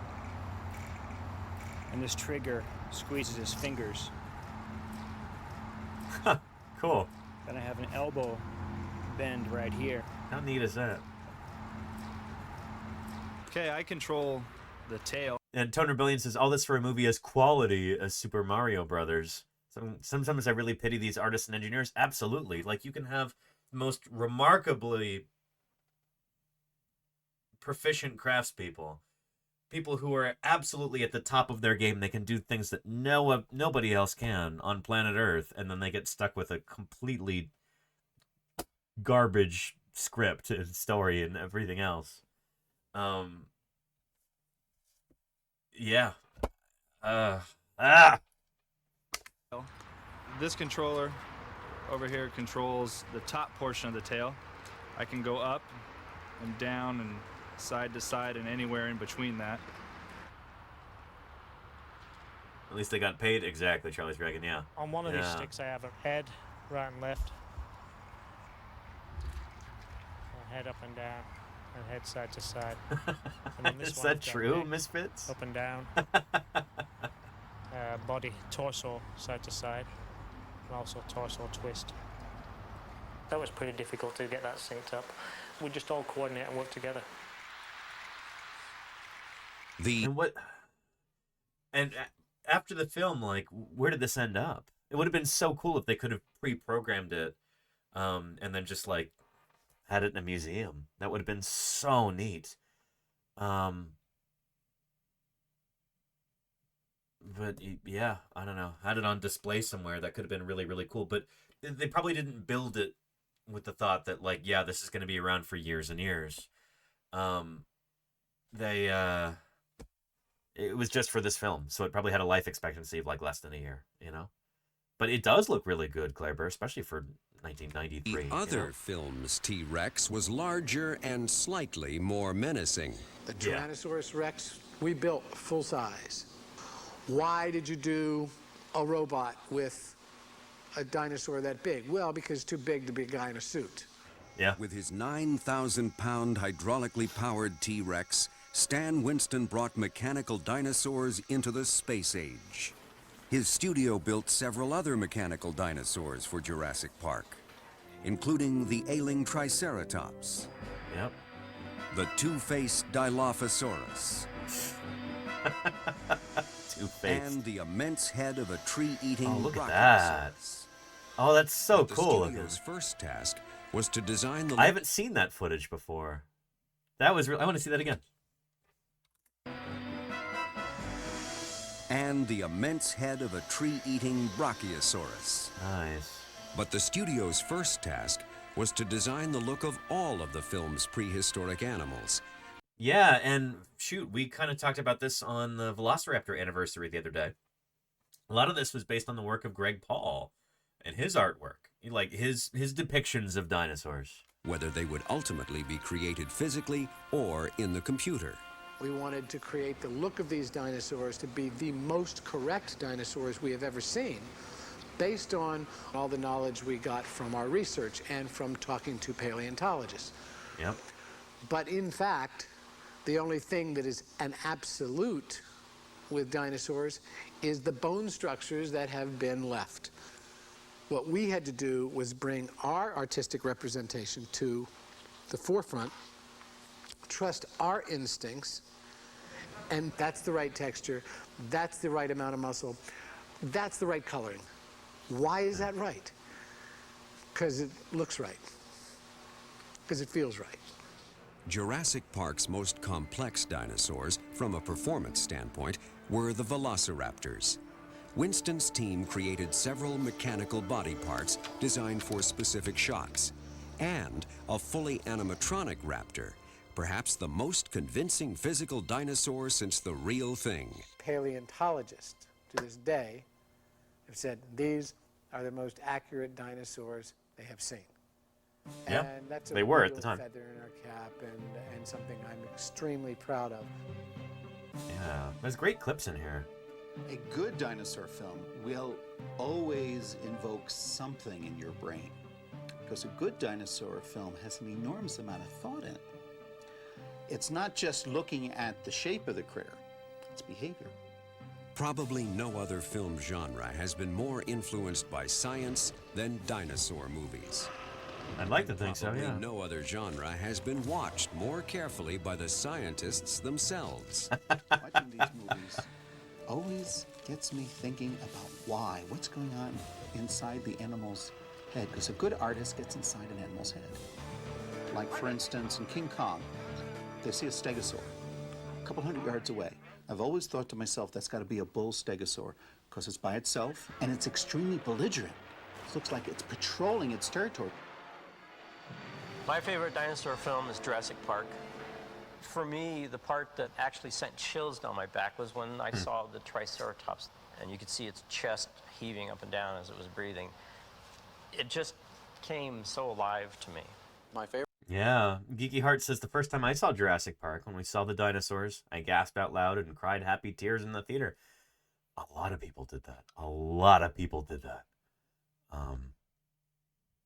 Yeah, favorite scene is Alan Grant's viewing the duck-billed dinosaurs off in the distance, and it is my favorite scene just because it's me watching, you know, my theory work. Accuracy of the visual portrayal of dinosaurs can be easily checked against the body of paleontological knowledge. But when it comes to sound, there's very little science to go on. We know they made sounds, right? At least our assumption has to be that they made sounds because the animals they're most closely related to that are alive today, which are birds, make sounds. In Kong, they used a lion's roar and a raspberry run backwards and combined them with other sounds. It's a camel for Guanji, right? It was a combination of a camel slobbering combined with metallic clapping of, like a bear trap, so that as you hear that blah, blah, blah, blah, blah, and then a snap. For Jurassic Park, the assignment of giving voice to the dinosaurs went to Academy Award-winning sound designer Gary Rydstrom at Skywalker Sound. He worked closely with dinosaur supervisor Phil. And Win528 says, I wonder if paleontologists would still be struggling to make the birds or dinosaurs argument if we didn't have Sam Neill saying it on screen. Sam Neill said it on screen before that was the general consensus among paleontologists. Like, that wasn't... It was maybe like, I don't know, maybe half of dinosaur paleontologists agreed at that point that, yeah, birds probably did evolve from dinosaurs. It's, yeah, that was the cultural pivot, says Germstrom. I mean, in a way, kind of. Yeah. Yeah. Jurassic Park was ahead of its time in that regard, in terms of the science. You know, this idea that birds evolved from dinosaurs. We hadn't yet found the first feathered dinosaurs at that point. That would come later in 1996, 3 years later.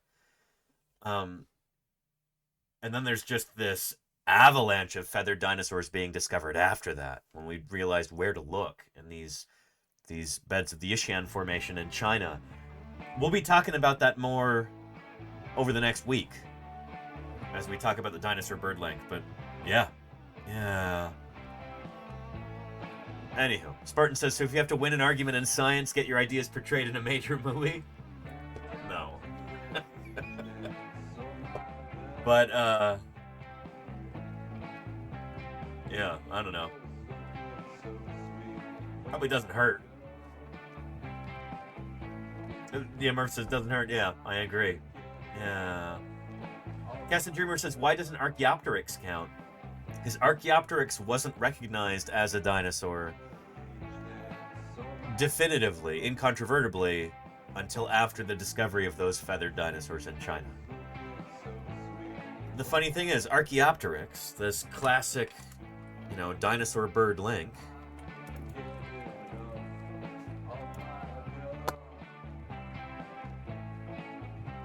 it basically wasn't until the late 90s that people realized, like, oh shoot, it is a dinosaur, isn't it? Archaeopteryx used to be the link between birds and reptiles. Some sort of like Pseudotsuchian, Thecodontian, you know, like crocodile relative was thought to evolve into birds. And it was thought that there was just a huge ghost lineage there, that we just didn't have the fossils in between.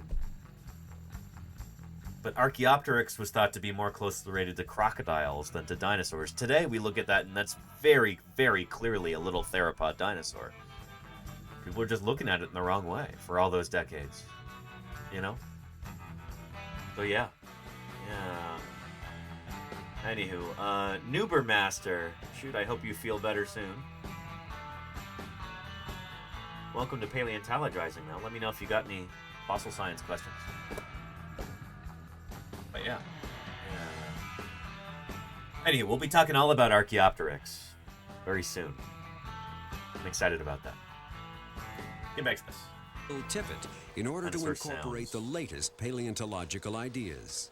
Early on, he was beneficial because he could literally crawl around this mix room, pantomiming what a raptor might move like, and give me the basic motions even before any of the animation was done. Rydstrom and his Skywalker team were brought onto Jurassic well before the start of filming. This afforded Rydstrom's assistant, Christopher Boyes, ample time to collect a variety of new sounds. Nice. It's really cool how they're able to put these together from disparate sources. I started by recording snakes and different large lizards, and then I went out and recorded all sorts of birds and horses. I mean, it just got to the point that any animal that made a vocalization I was interested in. Yeah. Dinosaur sounds we're studying a lot now. Brachiosaurus, for instance, has an echo chamber about the size of a basketball in its nose. And the sound would be incredible. It'd be very deep. The brachiosaurs are a combination of a lot of singing-like animal vocals. Oddly enough, a donkey was used for a lot of it. Not the standard hee-haw donkey, but parts of the donkey that when slowed down had a musical quality. And then along the same lines, we used whale vocals. For the all-important And it just, oh, it sounds so good for a brachiosaur. It feels right. We don't really know what sounds these animals made, but there you gotta, you know, get that artist input where they're able to feel it out in a way that sometimes scientists have trouble with, you know? Yeah, it feels right. Yeah. For the all-important Tyrannosaurus roar, Rydstrom started by combining a lion, tiger, and alligator. But he felt something was missing. I was looking for something more screechy to go on top of those low-frequency elements to make it seem louder and even be more painful. Gary and I went and recorded elephants at Marine World. And yeah, Marine World Africa, USA. That's right here in the San Francisco Bay Area. At least it used to be. We used to call it Marine World. But yeah, I used to go there all the time as a kid, and I met some of the elephants that were recorded for this, and the kookaburra. The kookaburra that was recorded for like background ambiance sounds at Jurassic Park. So I got to meet some of the stars of Jurassic Park when I was a kid. These stars is an overstatement, but you get the idea. Yeah. Anywho. Yeah, up in Vallejo, Clairburg, yes indeed.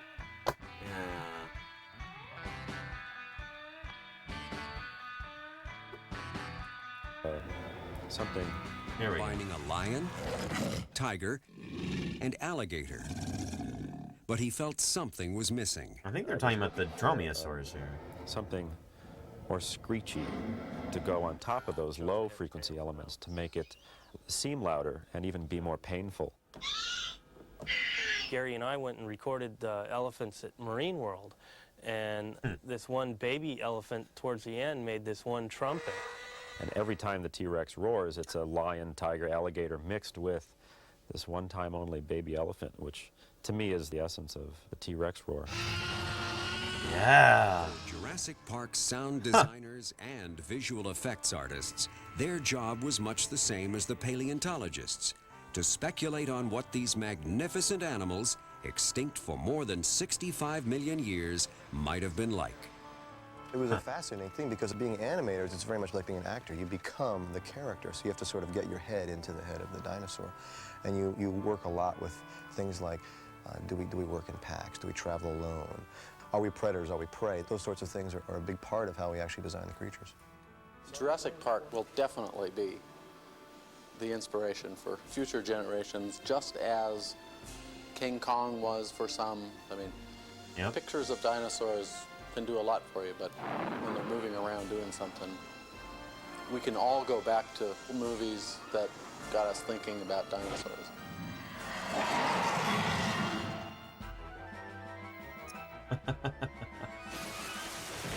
Just as it was in prehistoric times, all dinosaurs were not born in Hollywood. What inspired me to become a paleontologist was, of all things, the movie Godzilla. Yeah. I was 5 years old, my mother took me, and I was so awed by this prehistoric animal, I decided that dinosaurs were really the subject of interest. Godzilla, who would go on to star in nearly 24 films, made his debut in 24. It's far more than that now. I think it's like over 30. 1954, 1 year after the smashing success of Ray Harryhausen's Beast from 20,000 Fathoms. Well, of course, we were most flattered that they say copying is a most gracious form of flattery, but I wanted to use stop motion because it gave a flexibility that you wouldn't have. And most children, even at 5 years old, know when they see something on the screen that it's a man in a suit. Other dinosaur sightings around the world. So it was The Beast from 20,000 Fathoms, which was inspired by the Ray Bradbury short story, The Foghorn. The Beast from 20,000 Fathoms inspired Godzilla, and then Godzilla inspired other knockoffs like Gorgo. Included Godzilla's British Nicolini, counterpart, yeah. Gorgo, and a rampaging hand puppet in the 1963 Danish thriller Reptilicus. There's an MST3K send-up of Reptilicus.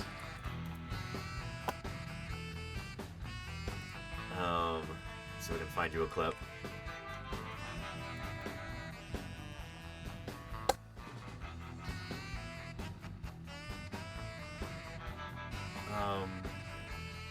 Oh shoot, it's gone.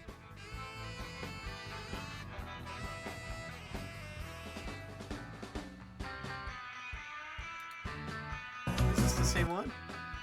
Where the... No. Anyway, used to be on YouTube, now it's gone. 30 years later, Dinomania spread to all corners of the globe with a mega success of Jurassic Park. We do know that it's not just American, European culture. There's something about these animals that's unique and really touches, I guess, the soul of people. 38 now, wow. And Dinomania shows no signs of slowing down. Author Michael Crichton has followed up Jurassic Park with a new dinosaur novel, entitled appropriately enough, The Lost World. Yeah.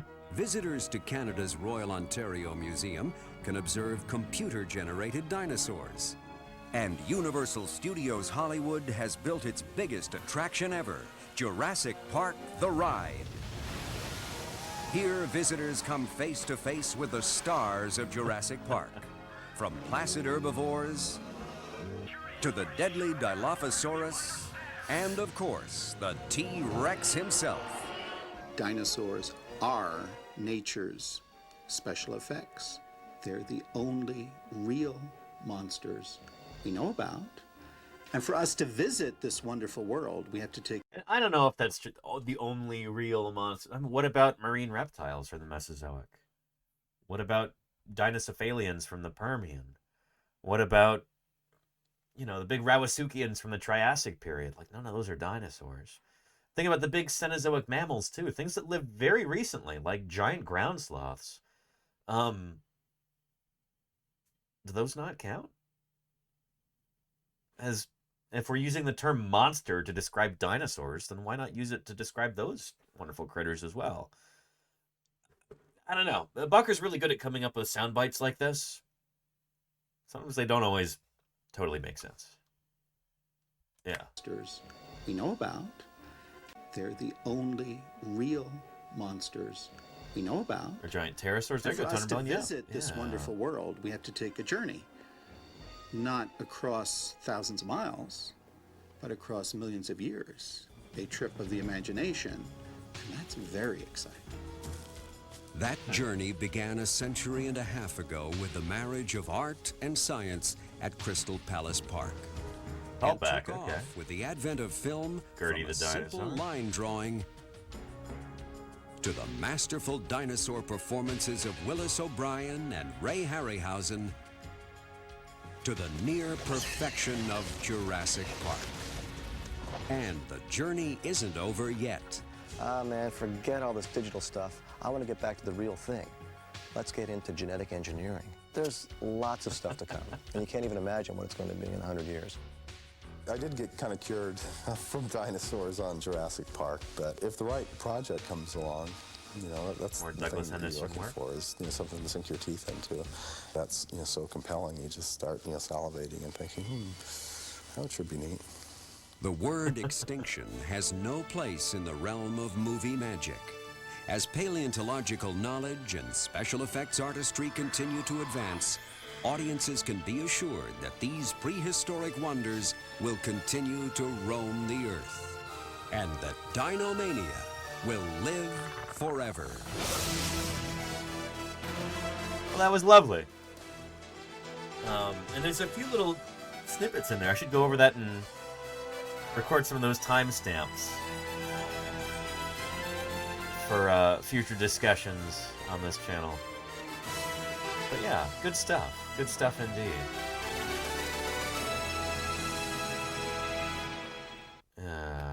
I'll give you a link.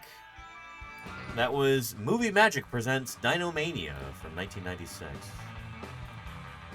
Find it on YouTube right there.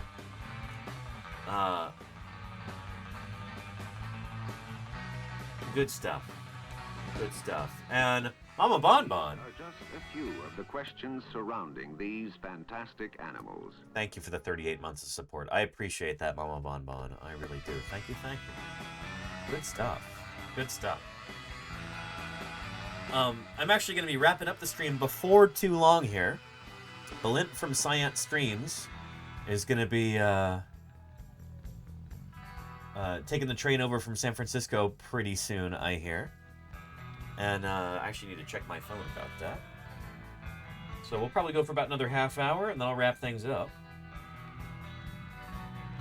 Let's see.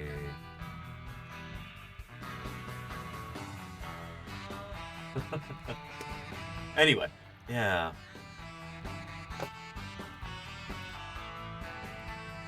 Like I said, later on, in the next few weeks, including tomorrow, we'll be talking about the dinosaur bird link as we gear up for Thanksgiving.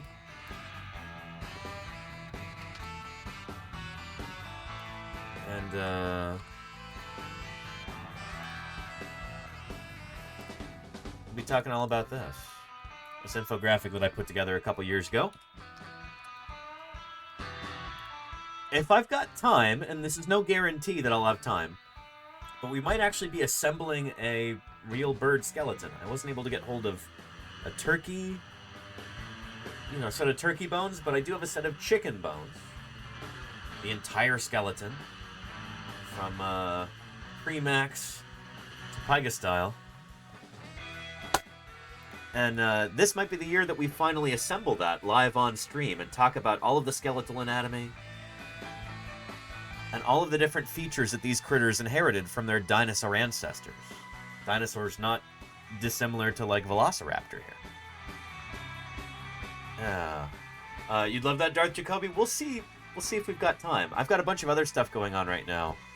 I'm potentially going to be helping out with some museum exhibits here in the Bay Area, helping design and produce those.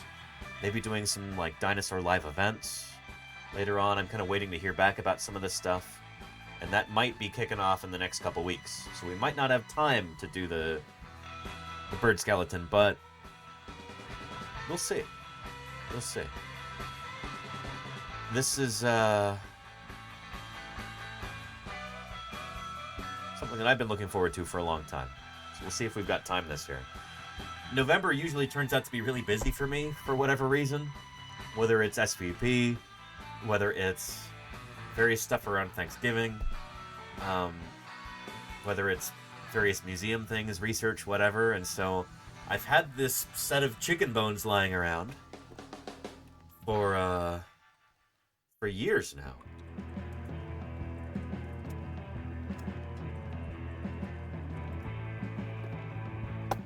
And I've long wanted to assemble it into, you know, like a mounted chicken skeleton. There's some key differences between the skeleton of a chicken and that of a non-avian dinosaur like Velociraptor. That long bony tail kind of throws off the center of gravity. So chickens don't really move their femurs as they're running, as I understand it. The femur is pretty much locked in place, and it's just It's like a big anchor point for all of these leg muscles, but it's not like the femur is really swinging back and forth in the same way that like a velociraptor's femur would as it runs. Chickens evolved from ancestors that could fly, from volant birds. And so there's this like kind of weird bottleneck that all modern birds go through where their ancestors could fly.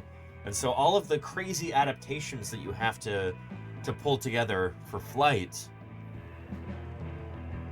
that real bottleneck that they go through in their descendants, like that legacy is still there. And so stuff like that super shortened tail with the pygostyle, the non-mobile femurs, stuff like that, it's still there, even if these animals aren't super good at flying anymore. Chickens are not the best at flying, and their relatives like modern birds like penguins and ostriches can't fly at all. At least penguins can't fly outside of the water. But they still have that legacy of flight in their skeletons. All those different adaptations, there's still that history there within the skeleton of a penguin. But yeah.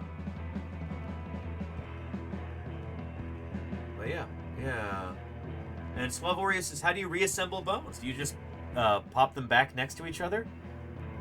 No, you've got to have a framework for actually getting the skeleton back together. You could just try and glue the bones, but that doesn't normally work very well. You need like an armature underneath to kind of hold things together.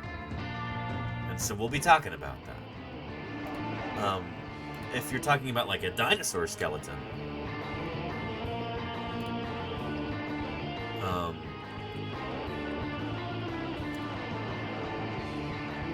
then like actually mounting the skeleton takes a lot of work. This skull will be... Here, I'll show you. This is cool because I got to meet some of these folks at SVP a couple weeks ago. The folks from Research Casting International, who are one of the big sponsors for the Society of Vertebrate Paleontology meeting. It's a shame that they're up in Canada, you know, because they are the best in the world at what they do. And it'd be lovely to have them here in the U.S., but I asked them if they're planning on opening up any offices here in the U.S., and they're like, well, we'll see how things go.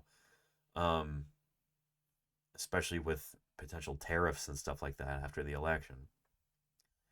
But check this out. Like, building a dinosaur skeleton, not just a chicken, but something much larger, takes a tremendous amount of work, a lot of very skilled people, a lot of planning, a lot of materials. Rex into a FedEx truck and sending it up north to Canada, where we're going to be putting actual mounts on it. So these are separate bones. We're going to build a steel framework to mount this dinosaur in the National Museum. Yeah, there's stuff in between the bones. There's discs between the vertebrae, there's cartilage between the limb bones, all that stuff.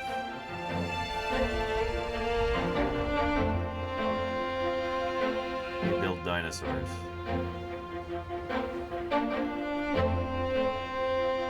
Build dinosaurs?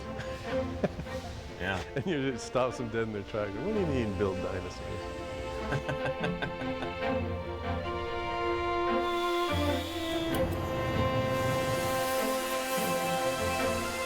Got the bend going up nicely.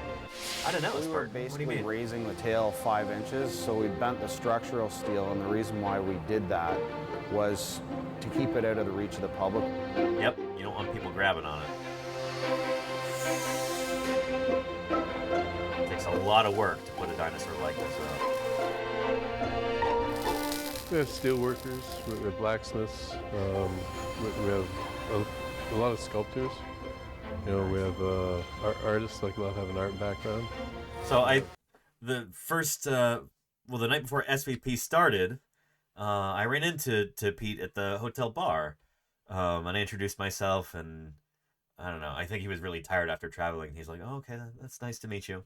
But cool guy, he was there at SVP too. I wish I'd caught him at a better time.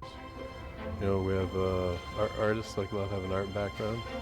We have conservators, preparators, mold makers. Oh, you went to the Cal Academy. Very cool. I hope you enjoyed huge it. Feather in our cap. You know, like just to do Nice, this. Mr. And, you know, especially after So, Ms. Yvette, you would have seen another T-Rex skeleton there. You saw Black Beauty.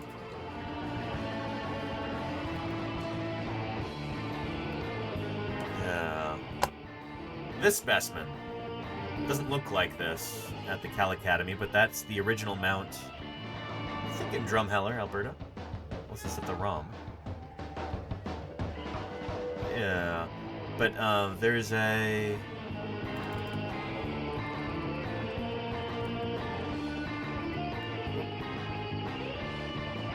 Yeah. At the Cal Academy, they've got a cast of Black Beauty there. That's their big mounted T-Rex skeleton. Weird skeleton in the sense that, like, the skull is really small. They've got it mounted all funny. Yeah. And Science Streams, how are you doing? Headed into the public transit soon? Fingers crossed I don't get lost? Just, Balint, take the train that says OAK. If it says OAK on it, that's the right one. I'm going to be wrapping up the stream pretty soon so that I can come pick you up from the train station. Sorry it's so rainy today, Balint. It's not normally like this here, although it looks like it's cleared up. Beautiful. Here's a live cam of the San Francisco Bay Area. Golden Gate Bridge, Bay Bridge, San Francisco off in the distance, Berkeley and Emeryville down here. And, like, this is where I live. This is my side of the bay. And I'll see you soon, too, Science Streams. We'll be wrapping things up here pretty soon. Sweetie Pie, how are you doing? Good to see you. Yeah, anyway, back to this. A career of doing it, you know, and working with major museums throughout the world. This is going to come down. So what we're thinking is release the tension on the tail There's and Matt make it go Carano, like this. dinosaur curator at the Smithsonian. Incredibly complicated and requires a number of different I got disciplines to hang out with him and last summer. to put together an exhibit, and we work on it for years, assembling all of these different elements. And when you walk in the hall, all of that is invisible to you as a visitor. In this particular project, the biggest challenge probably has been the interaction of the two animals. A T-Rex standing over a Triceratops, it's basically right on top of it, and to try and get the two skulls to line up, plus all of the other elements. I've talked to this and guy make it work was at SVP. challenging in the He may have fact been one of the that guys at the booth. it's just so much going on. The armature that holds the real fossil, which we call the fossil holder, has, some people call them antlers, fingers, whatever you want to call them, but it usually consists of a piece of half round with pieces that are tapered, and they follow the contour of the bone very closely. So that's like the most time-consuming, expensive, difficult part of this whole process is getting all of those custom-built metal pieces together.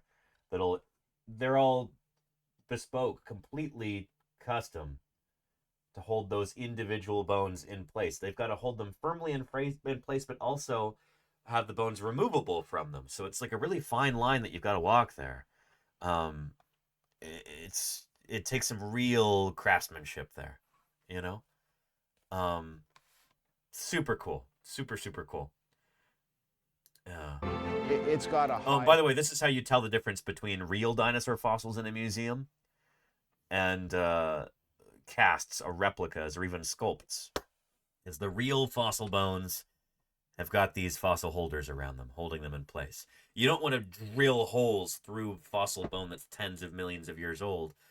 You don't want to damage the original specimens. They used to do that prior to like the 1940s, maybe. We don't do that anymore. Shoot. And a lot of that stuff from the 1940s has since been repaired, and a lot of those skeletons have been taken down and put together like this again. The Yale Peabody Museum, they've recently redone that, taken down their sauropod skeletons, and you know, I think their fossil hall is newly reopened, and they've got a modern setup like this. So anyway, if you see these metal fossil holders there, you know that's a fossil. If you don't see that, like for instance at the Cal Academy, their Tyrannosaurus, you don't see that the fossil holders there. Nowhere to be found. But if you look closely, you see metal rods going between the femur and the tibia right there. This is a cast. with a fiberglass or resin cast like this, you can just drill holes right through it. It doesn't matter because it's not real fossil bone. So if you want to tell if it's real or if it's a replica, look for the fossil holders. If you find those, that's real bone. Mostly. It's got a high percentage of real fossil. Demon Prince says, don't you need to damage them a little to determine their age? Well, if you're going to do a histo sample, so if you're going to like cut the bones open and take a thin section out to look under the microscope, then yes. But usually what you do is afterward you take a cast of the section that you took out, and then you glue it back in right where it was, and you paint over it so nobody can tell the difference. But you're not jamming metal rods through it, you know? You want all of these fossils to be studied, like to be available for study by researchers. And so you got to make sure that, you know, that they're accessible, that you can remove them from this, you know? Yeah. The armature that holds the real fossil, which we call the fossil holder, has, some people call them antlers, fingers, whatever you want to call them, but it usually consists of a piece of half round with pieces that are tapered, and they follow the contour of the bone very closely. It's got a high percentage of real fossil, but where you see the white areas, those are generally cast materials that have been supplemented in. The ribs, there's white, and then of course all the cracks. Yep. This skull will be a cast. The skull is the one part that's probably of greatest scientific interest. And so we want to make that accessible to scientific study. And if we position it like this, it's really going to make it impossible for scientists to get at it. Yep. Also, the precarious... So they've got the skull in a case nearby. I think it's kind of overlooking this whole tableau. But when it's in a case, you can take it out and you can examine all the real bones. Visiting researchers can do that. They couldn't do it if it's like they're biting on a triceratops frill, you know? The way this mount is, with the skull really hanging off the neck as it is in a live animal, is not well suited to mounting a real bone. Yep. I think, you know, even if you're someone who has the privilege to be a paleontologist working at a museum and working on dinosaurs, it is really once in your entire career that you might get to do something like this. You could have it lose a tooth and have the tooth be Have a busted tooth off. embedded in the front. Yeah, so if like this one's missing, you could have it in here. Can we do it like this? A little bit here? Something that we all hope is going to be around for 50 or another 100 years, and so it's going to outlast all of us.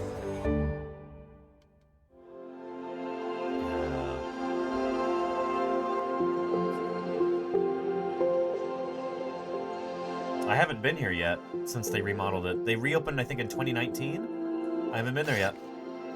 Hopefully someday soon. Matt Carano told me, let me know if you're in DC. So I will.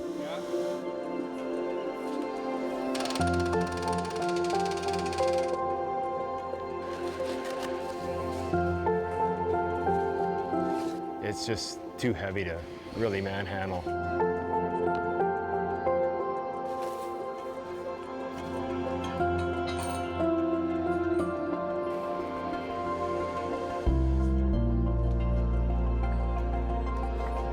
It's so cool. We're gonna grab here and here.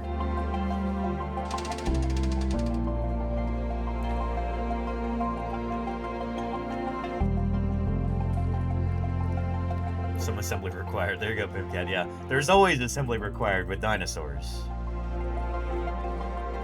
Well, usually. Sometimes you find them. Sometimes you find them just beautifully intact.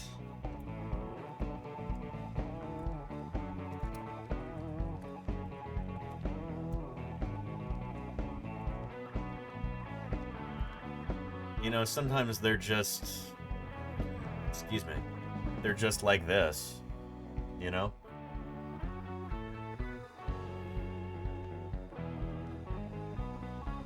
Yeah, where they're in life position like that. This is a replica, but yeah, or that one, Lenina, exactly. Yeah, beautiful epistotonic posture with the head pulled backward for the hips. but that's rare. We do sometimes find a complete dinosaur like that. The smaller they are, the more likely it is that they'll be found complete for a number of different reasons. But suffice it to say, yeah, big dinosaurs you don't often find quite like that. Put stress right here, eh? Give her a wiggle. Home. Or the fighting dinosaurs fossil. There you go, Tone Rebellion. Yeah. Oh, and Kodali, thank you for asking this, or for repeating this question from Suave Oreo. How do we preserve fossils after they're taken out of the ground? Is there anything that can ruin it? Lots of things can ruin it. Shoot. Humidity, vibrations. The thing is, getting them out of the ground is part of the preservation. So, if you're around this next summer, you'll get to see this firsthand when I'm streaming live from the field, the whole jacketing process.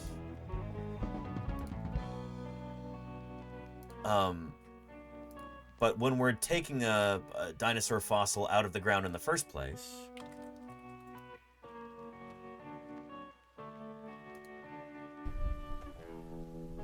a big part of that is creating this protective cocoon around it. Otherwise be normally. So just bear that in mind. I apologize. That's just how this goes. Gotta get some work done.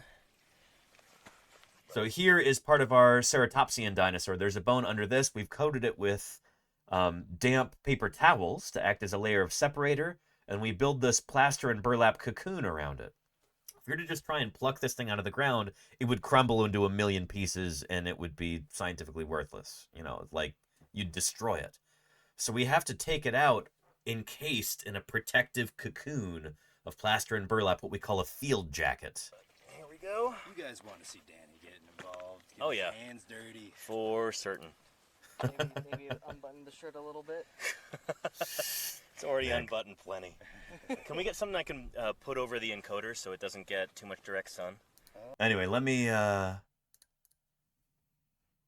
let's turn our speed up on this. 2x speed. And you'll see we're coating it with strips of burlap soaked in plaster in order to create that protective cocoon. That field jacket is what we call it.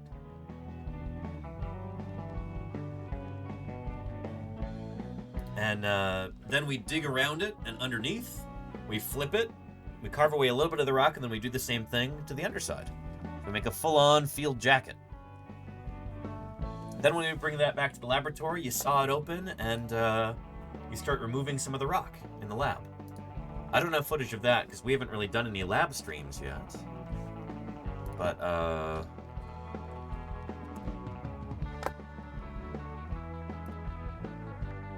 here we go. Let's check in with Uncle Don here. There we go. So here we are back at the Utah Geological Survey, our labs here in our Core Research Center. So this is one of the jackets from Doling's Bowl. And as you remember from the parts in the field, we will isolate the bones and put a jacket over the top. Is fiberglass or carbon fiber? So fiberglass, if you're to cut it, it has all of these horrible fibers that stick out and like dig into your skin, and like it really, really messes you up. So it's a terrible idea to use fiberglass in the field. Like you will be miserable if you do that. Also, it's much, much, much more expensive, and it's generally, I think, heavier than burlap is too.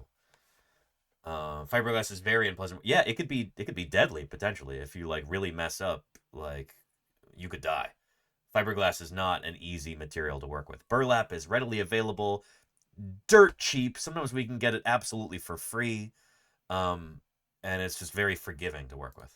That were so close together that we weren't able to isolate them individually. Carbon fiber also is so just we way got too around expensive. as best we could, and then what you're seeing here is We're usually working with a budget of like, you know, for a few weeks of field work, it might cost as little as like a few $100s to be out there in the field. Like we've often got the slimmest of budgets, you know? the top side from the field, and so we jacketed this in the field, made it into kind of a mushroom, then we flipped it over and we put the top jacket on. So each one is mapped on the grid and has its own distinct number. So this one is Dolings Bowl, Gary's Island, number 69. So we have a log sheet and a map that has this on it. Now what we're going to do is flip it over so we can cut that top jacket off and then work our way in. Cast cutter for that. The bottom side. You bring it into the laboratory and start using those. Back into our lab and slowly removing the rock here. So this is the jacket that we just opened up yesterday, and so work the rock down. You can see a few things. Using tools like that air scribe, what sounds like a dentist drill or like a giant mosquito is a tiny pneumatic jackhammer, basically, called an air scribe. So use that for chipping away the rock bit by bit.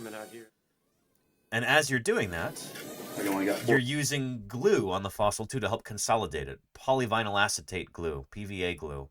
It's basically like a kind of plastic glue that's dissolved in acetone. That's the kind that we usually use anyway. There's other kinds that you dissolve in other kinds of solvents. But anyway, yeah, and you get this. This is gorgeous. This is the claws. Hind limb of a sauropod dinosaur. Metatarsals. There's going to be one more little one down in here. Haven't got to it yet. And so that would make this the tibia. So that's what we call articulated. When it's all together like this, it's very rare. Pretty cool. After the fossils are prepared in the lab, they're ready for scientific study and display. All the fossils collected by the Utah Geologic Survey on public lands are placed in the permanent collections of the Natural History Museum of Utah. Here are some of the bones. So the fossils that I collected with this crew, with Don and Jim this past summer, will all end up in Salt Lake City eventually when they're cleaned and prepared. And yeah, I wonder if they have to go there before the paper actually gets published. We've got a new kind of iguanodont dinosaur that we've been digging up, and we're pretty excited about that. So anyway, yeah, so that's that. I hope that makes sense. And that's probably a good spot to wrap up here. Oh, NASA Engineering, how are you doing? Hello, hello. Welcome to Paleontologizing. I hope you'll tune in tomorrow for when we're talking about the evolution of birds from dinosaurs. Very excited about that. We've got a super cool new bird fossil find that was just announced today. So we'll be going over that. That is...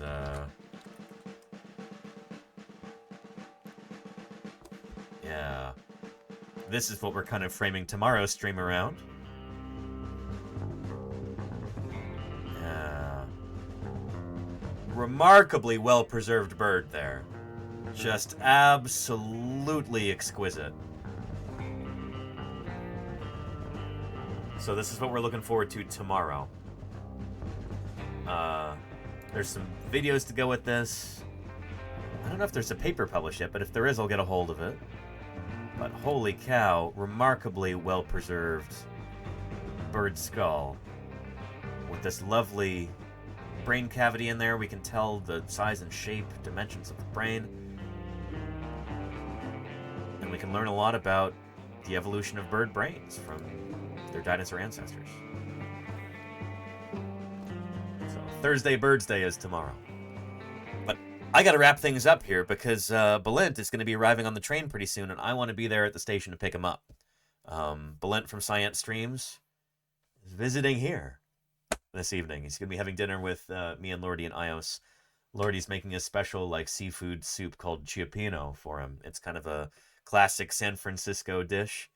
And since Balint is visiting us here in the beautiful San Francisco Bay Area, figured we'd give him an authentic Bay Area experience.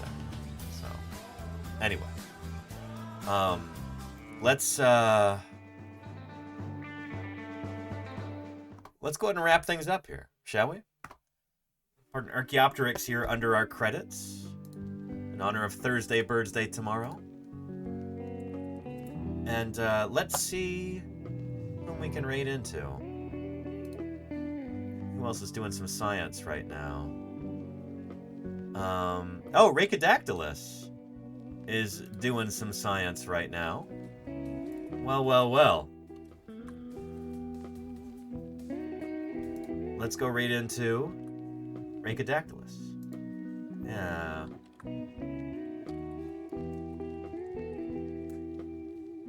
Good stuff. Anyway, NASA Engineering, sorry, I start at 1 p.m. California time, Monday through Thursday. So tune in tomorrow, a little bit earlier if you can manage. And be happy to answer whatever questions you might have live on stream. Anyway, thank you to everybody who's made this stream a success. Viewers and cheerers, gifters and subscribers, moderators and chatters, lurkers, and everybody else. Appreciate you tremendously. And yeah, we've got more paleontologizing coming up tomorrow. But for right now, let's go right into Rhacodactylus, who's talking about scientific publishing, and how it can be improved. That's going to be good. I will see you all later. Take care, everybody.